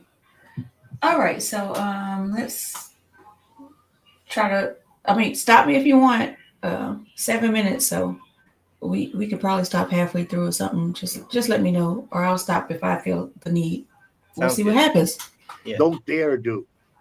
I am saying bad words about other countries. Look at me. I'm naughty. I behave naughty. I talk all kinds of ways that a good politician of the conventional Republican and Democratic sort don't. And of Ms. Harris, she doesn't talk the way I do either. She's much more polished. But that's a disadvantage. If you don't have a dramatic program and you look and sound like what you were, and if your advisors are telling you don't say anything bad about Mr. Biden, well, then you look like more Biden. And more Biden nobody wants. Nobody. And I don't mean that when he became, too old. I mean, even before that. He's been a conventional, down the middle politician his entire political life. One expects nothing from him, and he delivers. And she had to break from that, and she didn't do it. And she didn't come up. Think for a minute if Bernie Sanders had come in and said, I'm taxing all the billionaires. That's the kind of idea. That would have been very popular. Everybody would have understood, and he could have made fun of Elon Musk, which would please an awful lot of other people also. And had he done so, Mr. Musk would not have dared buying votes in Pennsylvania, which he did. Okay, it's remarkable what happened here. Last thing I have to say. People have been asking me since the results have been known, what are they going to do? What are they going to do? Well, I think what I'm trying to tell you is no one knows, because this nonsense that they spoke is absurd. It's absurd. You're not going to stop immigration. No president has. If you try, it's going to have all kinds of effects in this country. Immigrants do work that Americans either won't do or will demand much more salary to do. And that's going to stoke your inflation, whichever. So capitalism dictates that the immigrants are needed. They will stay. It's not changing. You guys want to, whatever, people want to support capitalism and then hate on the immigrants. You really don't understand capitalism, because capitalism is requiring the immigrants to do the work, like exactly what he's saying, for the pay that you won't take. And the racist assholes, wherever, will actually sit there and shit on the crop workers, wherever, the migrants who come, do that work for fucking nothing, and then get deported for it and shit, wherever. Mm-hmm. But then they fucking complain about high prices and shit. And what am I gonna do about it? Fuck.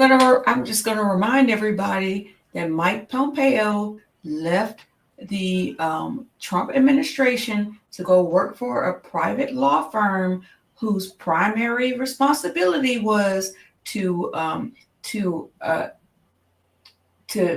be lawyers for CEOs who were getting sued for having undocumented workers on their payroll. That was his entire job, to make sure the CEOs didn't get in trouble. Yeah, this is what I'm saying. It's not about proving our case anymore as Marxists or whatever. There is overabundance of evidence that Marx is right, kind of thing. And then people will nitpick because we haven't had a revolution yet. He must have been wrong about something or whatever. That's not him. It's not that Marxists are wrong or whatever. It's that people don't fucking care about the whole history about what's happened. Whatever. They just want to ignorantly say, well, he must have still been wrong because things still haven't changed. You're part of the problem. You have to do part of the change, whatever. And so it doesn't seem like I'm capping for Democrats. On their side, Eric Holder left the Obama administration to work for a law firm whose lawyers' primary job was to bust unions. Yeah. So come on, let's keep it a buck. And then it makes people completely cynical that the union is anything worth doing. So then they say, so what do we do, right? And so what else do we? So then people have other proposals, do a rank and file organization. Like Lenin's saying, if they won't. This is why people say, what would Lenin ever have to teach us? Whatever. One of the things that Lenin says about unions, if they won't let you form legal unions, guess what that means? We need to form illegal unions, even though you on air just advocated for something illegal, right? Because there's agendas. The government is not for the She people. just jumped in. He was talking. That's okay. No. Finish talking. My bad. Go ahead. Come here. Just let her finish his statement. Go ahead. I was just saying about when you talk about what Lenin says about if we have to form illegal unions or whatever, then this is the way the law works, right? One of the articles recently I was reading, they're going to be sending infiltrators, the Canadian government's going to put people spying on social media to catch extremists, right? So in order to fix the problem, if you need to advocate for things that are against the law, then they've got you because they've made laws that say you're not allowed to incite this kind of activity or whatever, right? Unfortunately, people they're not revolutionarily Come on, Thurgood Marshall. Some people kind of need to do some sacrifice and support that sacrifice and make it meaningful. So yeah, I'm kind of going on now. You go ahead. No, go ahead, Thurgood Marshall. No, I'm just saying, you know what I'm talking about, right?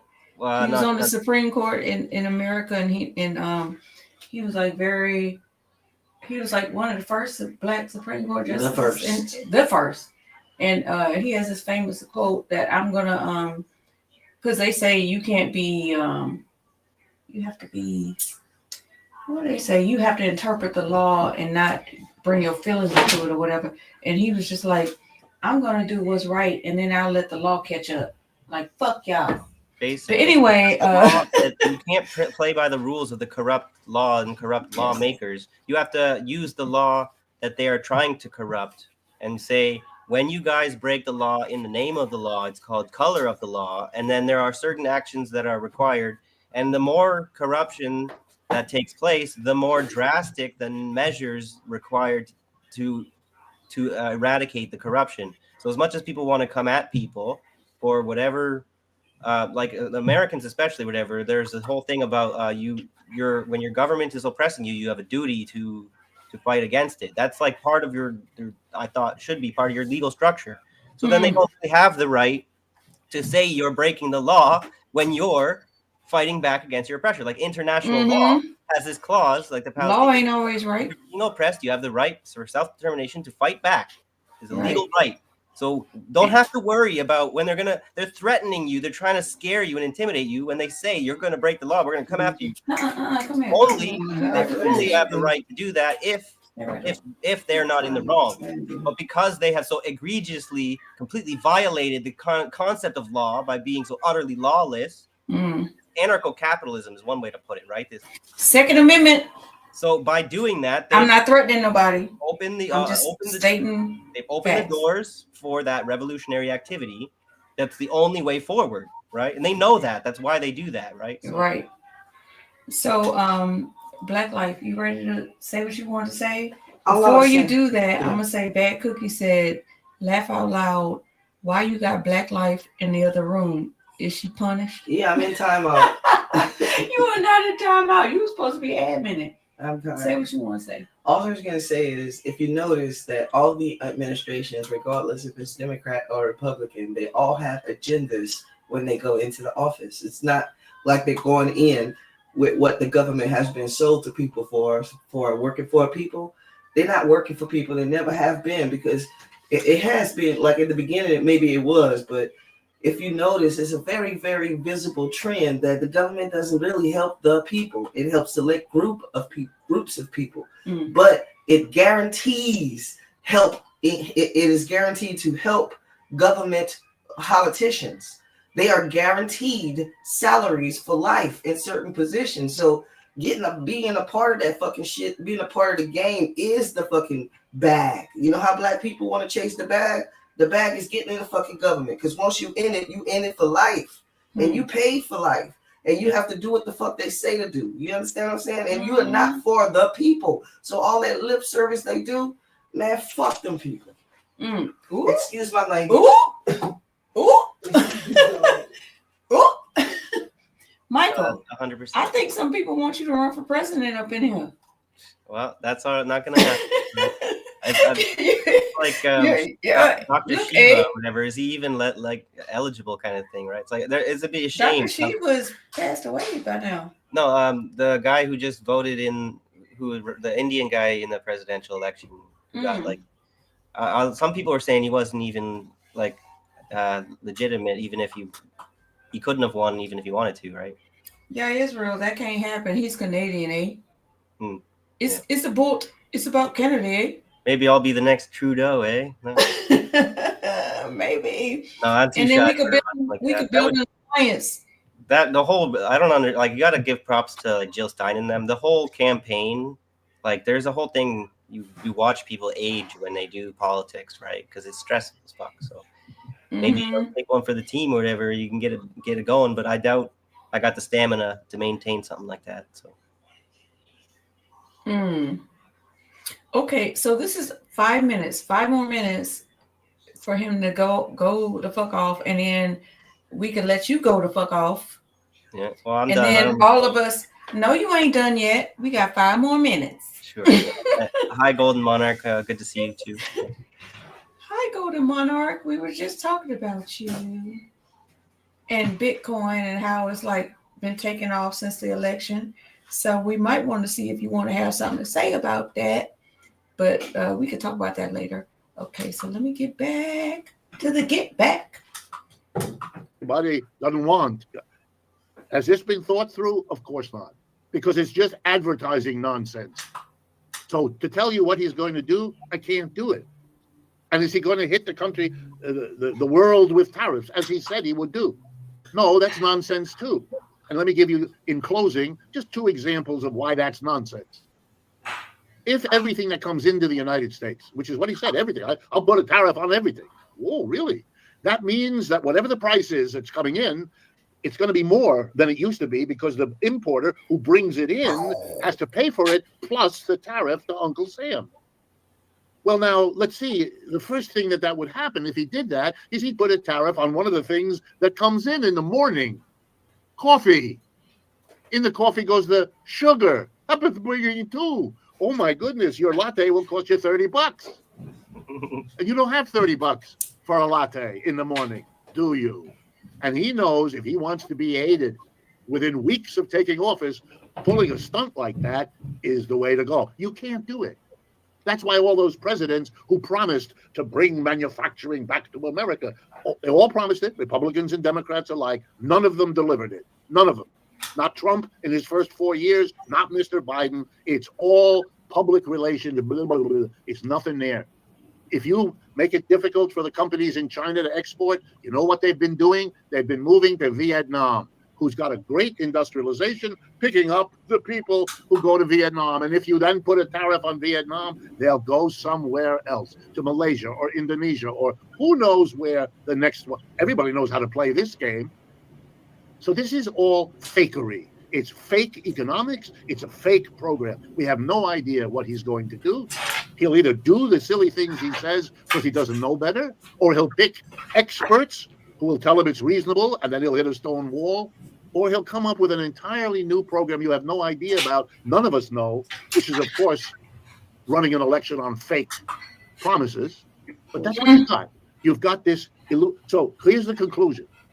Americans wanted change. They didn't want what exists to keep on going. In my own opinion, as you know from my work, we are on the down of the American empire. This is a capitalism in a lot of trouble.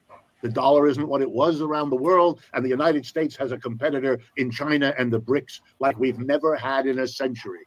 Those are the real issues shaping us, and they're hurting. And the people at the top are pushing, offloading the pain of a declining empire onto the middle and lower classes. Oh, you heard him? Mm-hmm. The people at the top of the class are pushing the pain. The pain of the declining empire. Ooh, of a declining empire. Yeah. That was something I gotta play that over. That's go what it ahead. feels like to me. That's what I was like. That's what it feels like in my life right now. I don't know about you, right? Fucking paying for wars, like without. I felt that all up in my chest. Yeah. I pulled it back a little bit so we could play it again. You want to say something about it before I play? Well, just that as far as like people putting all their faith in Trump, like, and he's pointing out like the real serious structural problems the U.S. are in. I don't like that. That usually works. That's why they're doing it. They just whatever problems they have, make us deal with it. We'll pay for it, suffer for it, and then it'll all, no matter how bad it gets, or whatever, it'll all work out in the end. We just gotta wait for the next boom. But I think maybe we're getting to that point where finally it won't work, and they're gonna be like really surprised that because every boom is the upper class making money off the opportunity. It don't affect us. But okay, so let me go back to it. I pull it back a little bit so we could taste that nugget. Okay. Promises, but that's what you got. 3 more minutes. You've got this.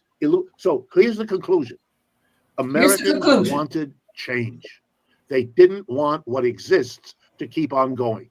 In my own opinion, as you know from my work, we are on the down of the American empire. This is a capitalism in a lot of trouble. The dollar isn't what it was around the world, and the United States has a competitor in China and the BRICS like we've never had in a century. Those are the real issues shaping us, and they're hurting. And the people at the top are pushing, offloading the pain of a declining empire onto the middle and lower classes, who are angry and bitter that that's happening. But of course, no one is allowed to say what I just said. So they get angry at poor immigrants or Chinese. It's pathetic. It's childish. It's embarrassing. It solves nothing. It's hysterical. That's the reality of what we got. And so I wish I could tell you where this is going, but the candidate who won has made that impossible because this is a pure advertising hustle to get unsatisfied working class people to vote in a particular way. And once the vote is over, that working class, which was forgotten by Mr. Biden, will be forgotten by Mr. Trump, just as he forgot them in his first race. The only major achievement of the first 4 years of Mr. Trump, Paul Ryan, occurred in December of 2017 when he gave one of the biggest tax cuts in American history to corporations and the rich, just as they had come off of a 30-year period in which this country redistributed wealth from the bottom and the middle to those at the top. It was a... I feel like I'm in church, and I don't even go to church. That's why people say Marxists are in their own. There is a little bit of that, like Preach, motherfucker, right? Preach, motherfucker. Hey, Amen. Truth is a religion in and of itself, kind of thing, right? It's like Yes. people even say science is a religion, right? But that's just people who are trying to see the world in religious terms. Everything is religion, no matter what. Okay, that's really Yes. not recognizing Marxism could never be a religion, because we're saying that religion is a coping mechanism of the masses for the conditions of life and capitalism. But Yeah. we wouldn't need it so much if we didn't have capitalism creating such a need to cope with stuff, right? It's only 1 minute left. I pulled it back just a second so we can just kind of recap on what he has said. My chest is getting tight because I think I'm feeling triggered by what he's saying, because it makes me so angry. Oh, because he's saying like this is what's going to happen in the next 4 years, right? Biden abandoned the working class. Trump's going to abandon the working class. Things that he's saying that he wants to do, he's going to please a whole bunch of white supremacists and stuff. But it's all that's going to do really is make them happy. Right before all the disasters, make them mad, because none of it's going to work. So we're all about this is why you know, a lot of people, you hear a lot of people doing that prepping stuff, right? What their plan to deal with that is, we're going to go live out in the middle of nowhere where nobody can hurt us when everything goes crazy, and we got to get out of the city because those people are going to like slaughter each other. So, but that's really not a solution, right? The way that capitalism has gone global, I don't really think you can. Maybe some people are going to be, a few pockets of people are going to be able to survive in the woods, self-sustaining. Yeah. But that's not like people are going to go crazy. They're not going to last out there, I don't think. I like this comment. Why can't we have a country of wolves? Why can't we? Because we don't have a good education system, because the oppressor is never going to give you the education to get you out of oppression. That's why we can't have a country. Sorry. No, you're fine. Okay, so let's get back to the get back. It's only 1 minute, and then we'll be done. Okay. Cuts in American history to corporations and the rich, just as they had come off of a 30-year period in which this country redistributed wealth from the bottom and the middle to those at the top. It was a moment when they needed a tax cut least, and that's when that genius gave them the biggest one ever. Of course, they're expecting the same from him, and if I had to bet, that's probably what they'll get. And the rest will be advertising noise, smoke, and mirrors. All right. Brought to you by Pfizer. or whatever industry is next to get their bailout through crisis. It might not be Pfizer this time, because Pfizer already got their due. We got to go back to, I don't know, maybe the auto industry or the housing. Some industry is going to fuck us over next and make billions of dollars while doing it. Yeah. We just don't know which one it is.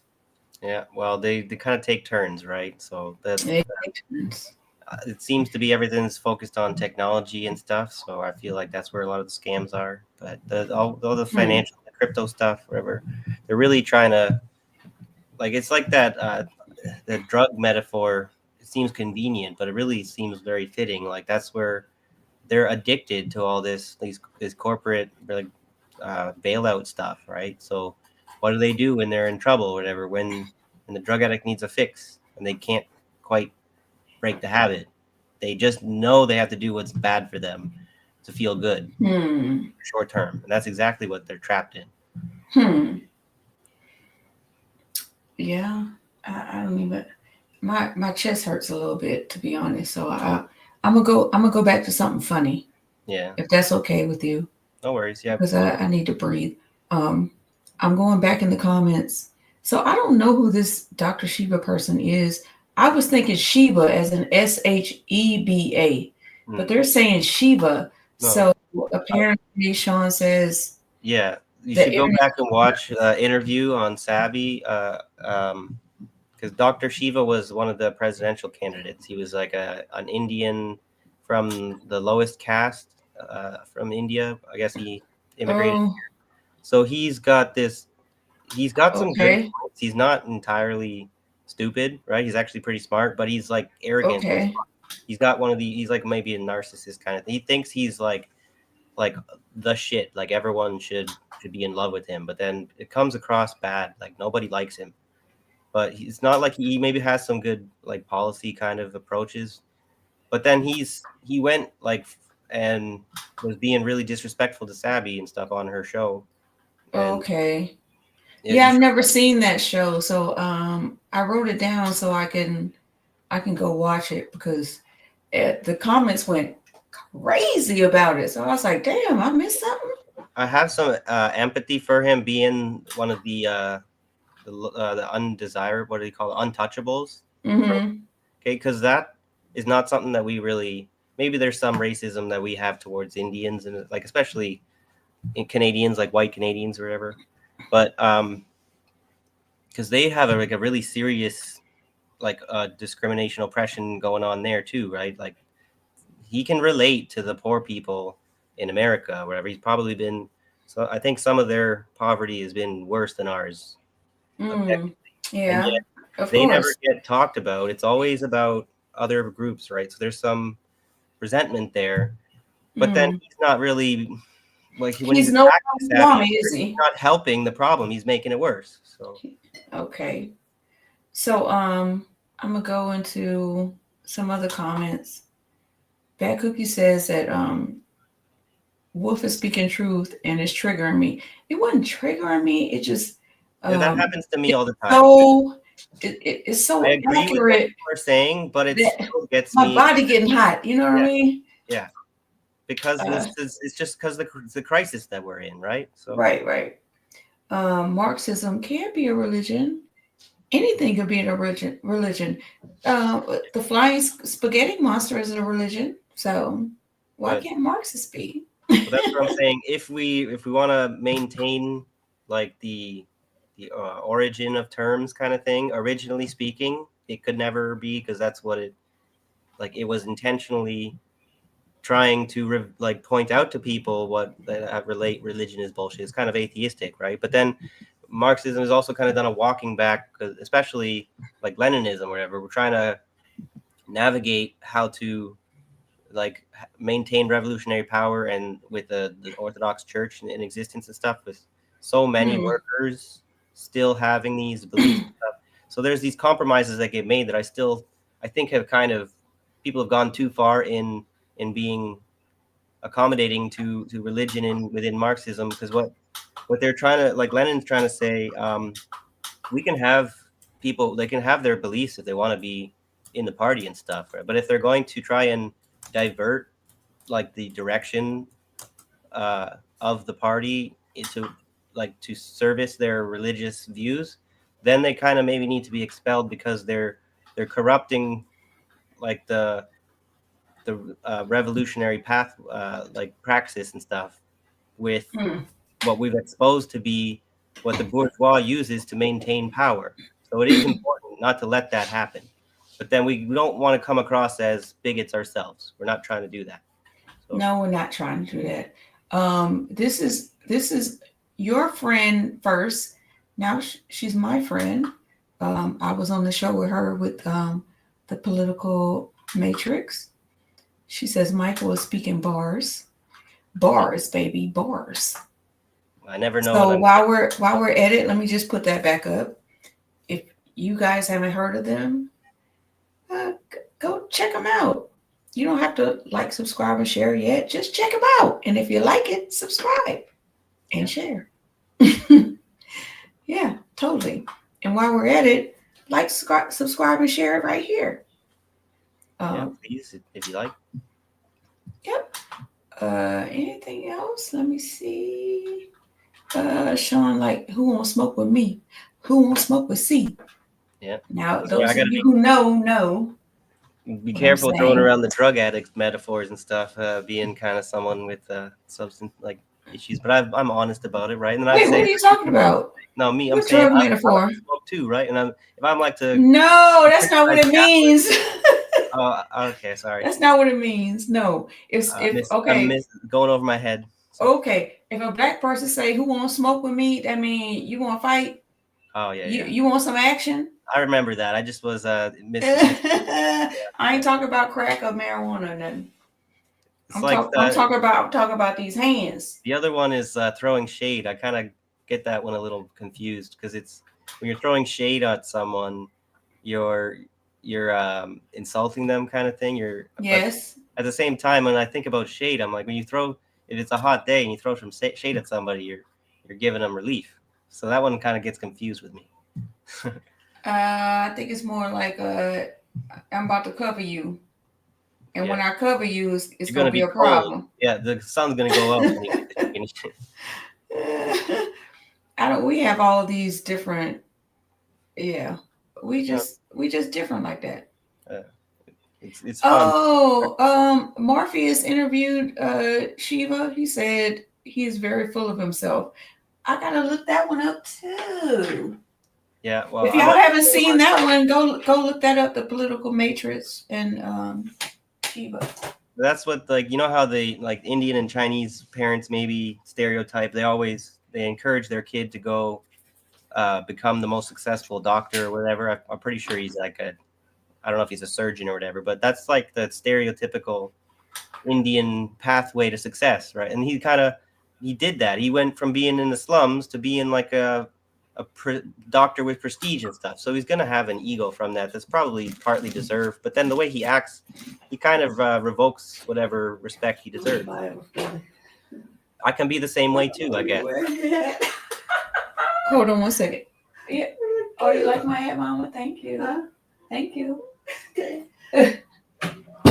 Like you guys are all saying I'm spitting fire and stuff, but then people in my personal life are pissed off enough or whatever. I got a little Shiva in me, right? Do you? I don't know. I haven't seen him yet, so I can't answer that one way or the other. But I'm gonna go watch him. I want to see who he is and see what all the fuss is about. Oh, okay. Gray Walker, join third party. Hello. Yep. I've seen your name. I'm trying to remember where. Was it on the Political Matrix, maybe? She's often in Hardlands Media. I see her. But okay. And you a few different places. Good to see you. And you found your way over here. Thank you so much for supporting us. We really appreciate it. Oh, sex strike. Are they saying that we gotta deprive these white men of their babies so they can't? Yeah, wherever. These Republicans of their. That's ridiculous. Whatever. I don't think it's that ridiculous. As a black woman, I don't think it's that ridiculous. I was just saying, like, and let me tell you why. Me, in a basic kind of sense or whatever, it's like choosing, like doing a hunger strike or whatever. It's like depriving yourself of things that feel good. It has to be done for the best of reasons and stuff. But who said a woman's going to deprive themselves? Because there's dildos and baby oil as Diddy. Right. No, of course. There's alternatives, right? But now that's people that being volcells, right? They'll take a shit on the incel and then become a volcel. Okay. Right. Well, so this is getting into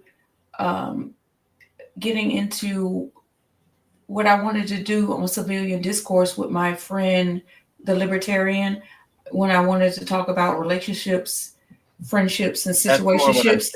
Yeah, it's ridiculous because it's not. Let me finish. When I wanted to talk about that with him, but his mom fell, because I wanted to like show how the straights they're not communicating well. They're not doing too good these days because the men are expecting the women to like carry this trad wife behavior while also going 50-50 on the bills. And then they're complaining that the divorce rate is higher, or like more women are divorcing men. And it's like, why do you think that is? Like, yeah, no, definitely. Well, I'd like to see you guys talk about that. I think relationships of straight people are really in a bad situation. It really is, right? And the crazy part is only black and white people are on social media putting all their business out on the street like that. I don't see no Latino women or men on social media going ham about this. I don't see no Asians. I'm like, what the hell? Why is it like just black and white people? I kind of feel like some of it is propaganda. Yeah, probably that's where a lot of people are just watching stuff, thinking people are really gullible and naive. They want to believe that everyone who puts something out there is being genuine. We're trying our best to be genuine. We're not trying to be whatever, but there's a lot of people out there who will try and produce a video, like especially these liberal tiers, right? How many people are just trying to go viral so that they can, like, there's not enough cynicism there when the people are viewing that kind of thing. Yeah, I don't want to get into that because that's a whole nother show. Yeah. And I have a lot of wait, hold on. Black Life, are you screaming in my ear? She's screaming from the other room. I don't know. She says they don't share it until Snap. It's full of white women. Okay, so maybe she's saying, why would these white women put all that shit out there for everyone to see? You to read my comment. They share it when they finally Snap. No, it's a lot of black women too. It's a lot of on them. Snap. And it's a lot of black. No, I don't have Snapchat. No, sorry. not Snapchat. I said. I don't know You said. This is what you said. I don't see a lot of white women or Latino women sharing. No, all that I didn't stuff. say white women. I said it's only black and white women. Oh, but you know what they share? The white women and some Latino women share the most of their drama on Snapped when they just killed their husband or the show Snapped. That's what I'm talking about. Okay. Yeah, they might not gossip about it, but they Too ask many meanings to words now. they poison their husbands with some cyanide or some shit. It is. They go after the money on the real way. They might not be on social media going. And a bunch of them not very they so desperate. They're not very smart because they stay getting caught slipping in their husband's some down. Look, what's that shit? That green stuff you put in your car? Antifreeze. Antifreeze. Like, come on, woman. They know to check for antifreeze. I know, but I'm saying they still using that shit. They still using it for insurance That's an old money. Kill trick. Can't nobody do that no more. Girl, they got they didn't watch the Good Nurse. They done saw all kinds of shit to do now. You gotta watch out for them. I meant like on social media, how they're taking clips of men or women saying stuff and they're like dogging each other. And I'm like, this is your own community. First of all, I personally feel like instead of men dogging women, men should be dogging men and holding them accountable for their behavior. Let the women get isolated by the men. Well, I'm one of those men who I'll try and speak up against the guy for being misogynist, and then you get made fun of for basically not being as manly as the rest of them. It's like misogyny is being conflated with manliness. So I could criticize liberal feminism because I think that's part of the problem too, where that's this idea that you're a happy wife, happy life, whatever. A woman can do no wrong. They can never be wrong about anything, whatever. You always gotta. A woman always appreciates it when you lie to her. That's not healthy. I don't. Who think said that? at all. People say that. They say when your woman asks you if this makes me look fat, lie to her. That's all the way that people always think, or whatever. That altruistic lies always are beneficial and will improve the situation. But we've got on the one side, we got the women listening to the liberal feminism stuff that it's not telling you about, like, you're not a real feminist if you don't care about the women in the benefiting from imperialism. My mom, my mother, T, my friends, they'll see me in an outfit and they'll be like, that ain't the outfit for you. Your booty look too small, look like you ain't got no ass. You got a little bulge in the front. Like, maybe pick something else. So that's a true friend. Right, yeah. But women do that still.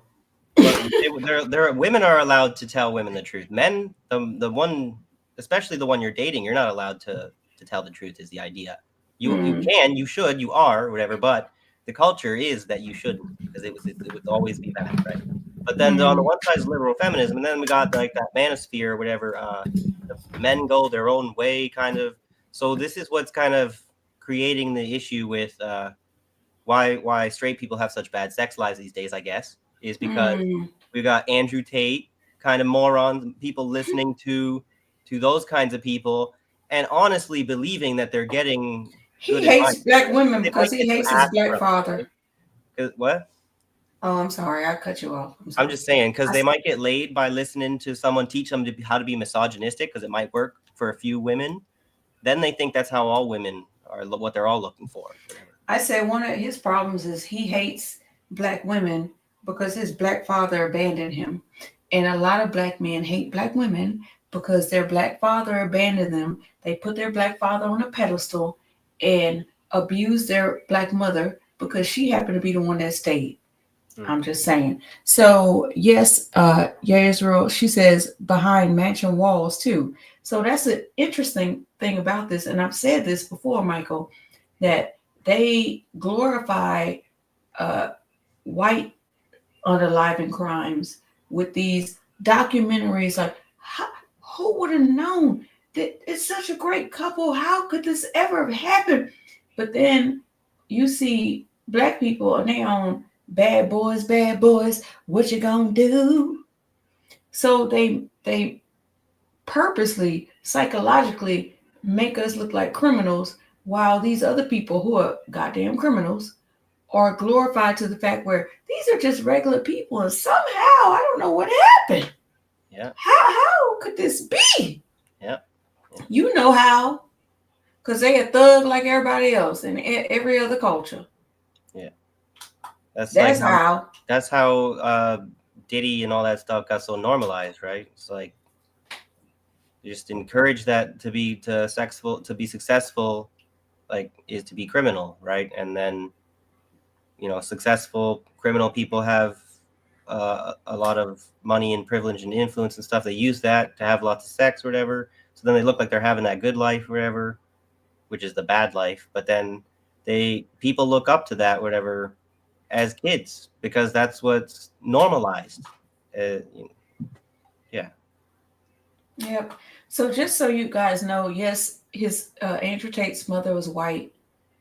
His father was black, and he was a world-renowned chess player. Just so you know, that's accurate what you guys are saying. He's an easy one to point out, but there's so many influencers that are like him. So which we should save for our show about relationships, situationships, and friendships, because I've been saving so many videos that I want to talk about. Yeah, well, if your friend can't do it.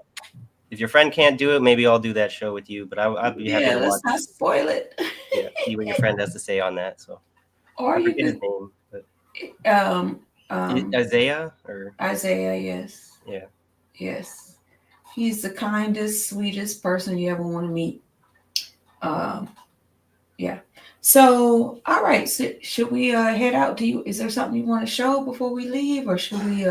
Yeah, I think we might as well wrap up. Maybe I'll just show the title of the article. People could look it up, but it's like a BBC article. If you Google it, and you'll find it. And while you're pulling that up, I just want to remind everybody, hey, the Political Matrix, check them out. They are awesome. Like, share, and subscribe to them if you like their content. Please like, share, and subscribe to us, and then follow us on Rumble and X and YouTube. So that's all I got to say about that. Yep. Go ahead, Michael. Do your thing. Oh, I was just gonna call up the article and leave the title, the headline there. Because we're already 2 hours in, and you guys kind of get it. Like, you guys are a good crowd. You don't maybe.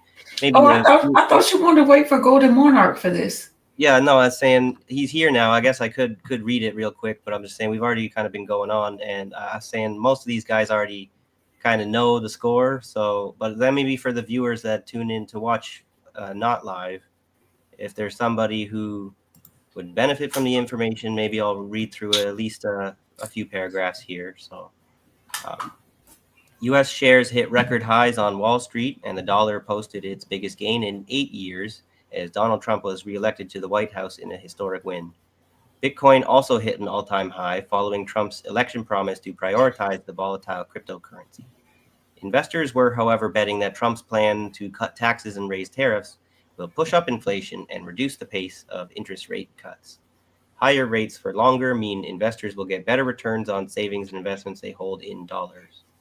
Markets and currencies around the world shifted sharply on Wednesday following the U.S. election news. The major U.S. stock indexes soared, with banks performing particularly well. The dollar was up by about 1.65% against a host of different currencies, including the pound, euro, and the Japanese yen. Like I was saying, whenever the vassal states absorb the pain on behalf of the U.S., and then when the U.S. is strong, whatever, then still suffer, right? So the pound sank 1.16% against the U.S. dollar to its lowest level since August. The FTSE 100 index, comprising the largest companies listed in the UK, rose in early trading before closing marginally down. The euro dived 1.89% against the US dollar to its lowest level since June, as the German DAX and the French CAC 40 and stock index rose 1.14% and 0.51% respectively. In Japan, the benchmark Nikkei 65 stock index ended the session up by 2.6%. In mainland China, the Shanghai Composite Index ended 0.1% lower, while Hong Kong's Hang Seng was down by around 2.23%. So then there's just this chart. I think maybe we can leave it at that. If anyone else is more interested, we can. I'm about to check my read coins. the article. As much as it's like they're giving factual information, it's the BBC, so I don't like to read too much of everything that they have to say. I just kind of try and get the gist of it and move on. So Golden Monarch, you got to tell me, do I need to sell now? If I sold now, I'd make $2,300 over my initial investment. Should I just do it? But you got some Bitcoin? Yeah, I bought $1,000 worth. Remember, I was telling him. I'm not sure as far as how to actually He says Bitcoin. He says fuck Bitcoin. Bad Cookie says sell. I would say just sell it. I might need to. I don't. Because be done with it, huh? Zionist Bitcoin, like, is blood money stuff, but all the fiat currencies blood money too. It's a little bit tricky to figure out how to. I just think they benefit. The more that people use these things, like the more profit they can make with it, and so we should be doing boycotts of this stuff. Boycott, divest, sanction, or whatever. Solidarity with Palestine. Yeah, I don't know what this means. That I don't know. A cold wallet. I don't even know what that means. What's all that noise? What noise? Somebody moving furniture. That's what you hear? I did. On the TV? I did. On my phone. I don't know why. We're not moving furniture. She said, sounds like we're moving furniture. I don't know what she's talking about. I don't know. I'm just saying the argument that other maybe Rondo, Golden Monarch, you can message me and let me know what the hell you're talking about, because I do not know. The other argument as far as to not boycott digital currency and stuff is that to be too much of a Luddite is just being idealistic kind of thing. Out of just boycotting out of principle, you'll be leaving yourself behind and you won't really solve the problem that you're objecting to. So that's what Russia and China and all these they've made this decision, even though it seems like kind of a necessary evil that they're engaging with. They're going to do it because if they don't, they're leaving this new technology to be exploited by other people, and they will be left behind forever. So I don't know. Then I have some stuff on Coinbase. I have some stuff on Coinbase because I bought other kind of coins too. I bought Litecoin, Dogecoin. Yeah, to me that just feels like Ethereum. playing a game. Maybe I should do it if you can make a strategy as to what you can do with the capital you can earn from it.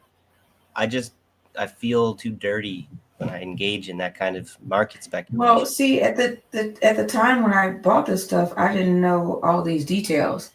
I just bought it saying oh, maybe I should, get in on this and see what it does. Let me just invest a little money and see what happens. It's kind of I playing. didn't know the details. Yeah, no, but you should learn a bit because now I think you might want to hold Now I'm on. in here like swimwear. I think you might want to hold on to it a little bit but it's hard to time because I think it probably still going to go up for the next couple, who knows how long, but you never know when that, like, you got to really know how to play the game to be able to know when to jump off before you lose way more money because you thought you were going to make even more. It's really just a game of greed. So a game of greed. Yeah. Who can be the most greedy or whatever is the one who wins. Who's the best at it? I bought a lot of stuff. Okay, so Rondo is explaining what a cold wallet is. Thank you. A cold wallet is a device or method for storing cryptocurrency private keys offline, making them less susceptible to hacking and theft. Oh, so I have my private keys. At least I think I do. It's been so long. That's me being unserious. Greywalker makes a good point. Speculate, not invest. Speculating is just playing the price moves. Investing is financing a business. I think you could make that argument. People would say that's just semantics because I feel like playing the price moves is kind of like investing. But yeah, I think you're right that investing is not just making money off of the difference of a price change. You would be investing your money long term to get profit from more than just financial markets. So yeah, I think I took pictures of them, or maybe I emailed them to myself. I'm not quite sure. Shoot. Now I need to go back and look. And since I have COVID brain, I don't even remember what year I bought them. Well, the point is, even if there is value to playing along with that game, ultimately we would be better off if we could get to a moneyless, classless society, right? Stateless society. But we can't be idealistic about that. You have to find out how to make that happen. So in the meantime, I guess we play the game. So yeah, I'm gonna work on that. So we should probably get out of here. Yeah, I think I just wanted to, since I have on my country hat, Michael, I wanted to just tell the audience, hey, like, country music was created by Black people. Yes, Beyonce's country album wasn't that great. I don't know what she thought she was doing. But if you want to see a Black artist from the South do country music, K. Michelle came out with an album, and it seems to be pretty good from the couple of songs I listened to. Well, did you want to see them? Did you want to exit on like a country song? I don't think we can. Yeah. Oh, you know what? We could I think fair use. We could exit on like a father singing the song. You can, yeah, you might be able to find a workaround. You get a non-copyright version. Like somebody performing. This girl, this girl was like, so this cover, won't be Chris Chaplin. I mean, I'm sorry, Stapleton. It'll be a father-daughter in a car. Let's see if I can find them. There they are. Look how easy it was to find. Nice. Okay. So we can end on this. It is one of my favorite country songs. I have a lot of them, but I love Tennessee Whiskey. I mean, when I say I love Tennessee Whiskey. And I think one of K. Michelle's songs is like Jack and Henny or something. I can't remember. But I think it'd be good. So should we yeah, he does make good music. Good night, everyone. We love you. Stick around to hear this this cover because it's definitely worth the wait. And it's just a regular citizen doing his damn thing. They also have these two brothers, these two young black brothers, and they sound so good. Maybe one day I'll do that one for you too. Sure. I just don't like country, never really have, and then especially now. Really? My ex liked that kind of stuff, and now it kind of reminds me of her and stuff. Oh, that's my own personal issue. Don't let that wrinkle anything. If you guys enjoy it, so go ahead and do that. Okay. Here we go. Have a good night, everyone. Wait. We love you. And see you next time. We love you, and we'll see you next time. Peace. Let's go. I don't need the words. So I can drown myself.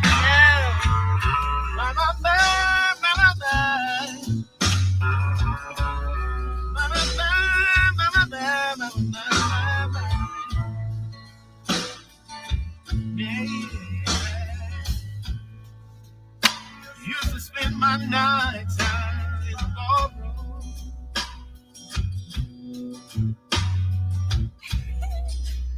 Liquor was the only love I know. Yeah, yeah. But you rescued me from reaching for the bottle. Brought me back from being too far gone. You're as Tennessee whiskey. You're as sweet as strawberry wine. You're as warm as a glass of brandy. Honey, I stay strong on your love all the time. Yeah, yeah. See, I've been looking for love in all the same old places.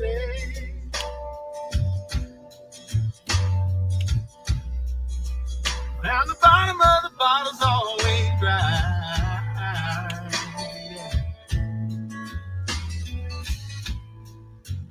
But when you poured out your heart, I didn't waste it. 'Cause there's nothing like your love to get me high. Oh, it's smooth. It's Tennessee whiskey. You're as sweet as strawberry wine. You're as warm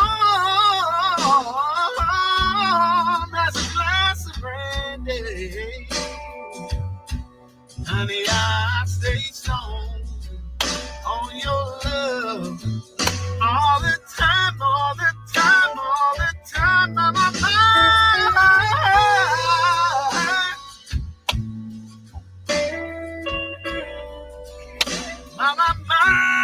mind. Talking about my baby.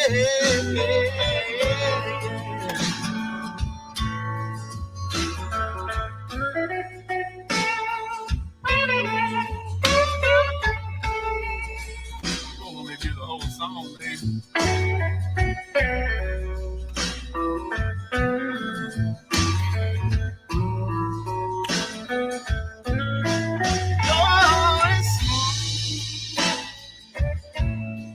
Tennessee whiskey. You're as sweet as strawberry wine. You're as warm as a glass of brandy. Honey, I stay strong on your love all the time, all the time, all the time. You're as smooth as Tennessee whiskey. Oh, Tennessee whiskey. Oh, Tennessee whiskey. Yours. Oh, it's Tennessee whiskey. My Tennessee whiskey. Oh, Tennessee whiskey.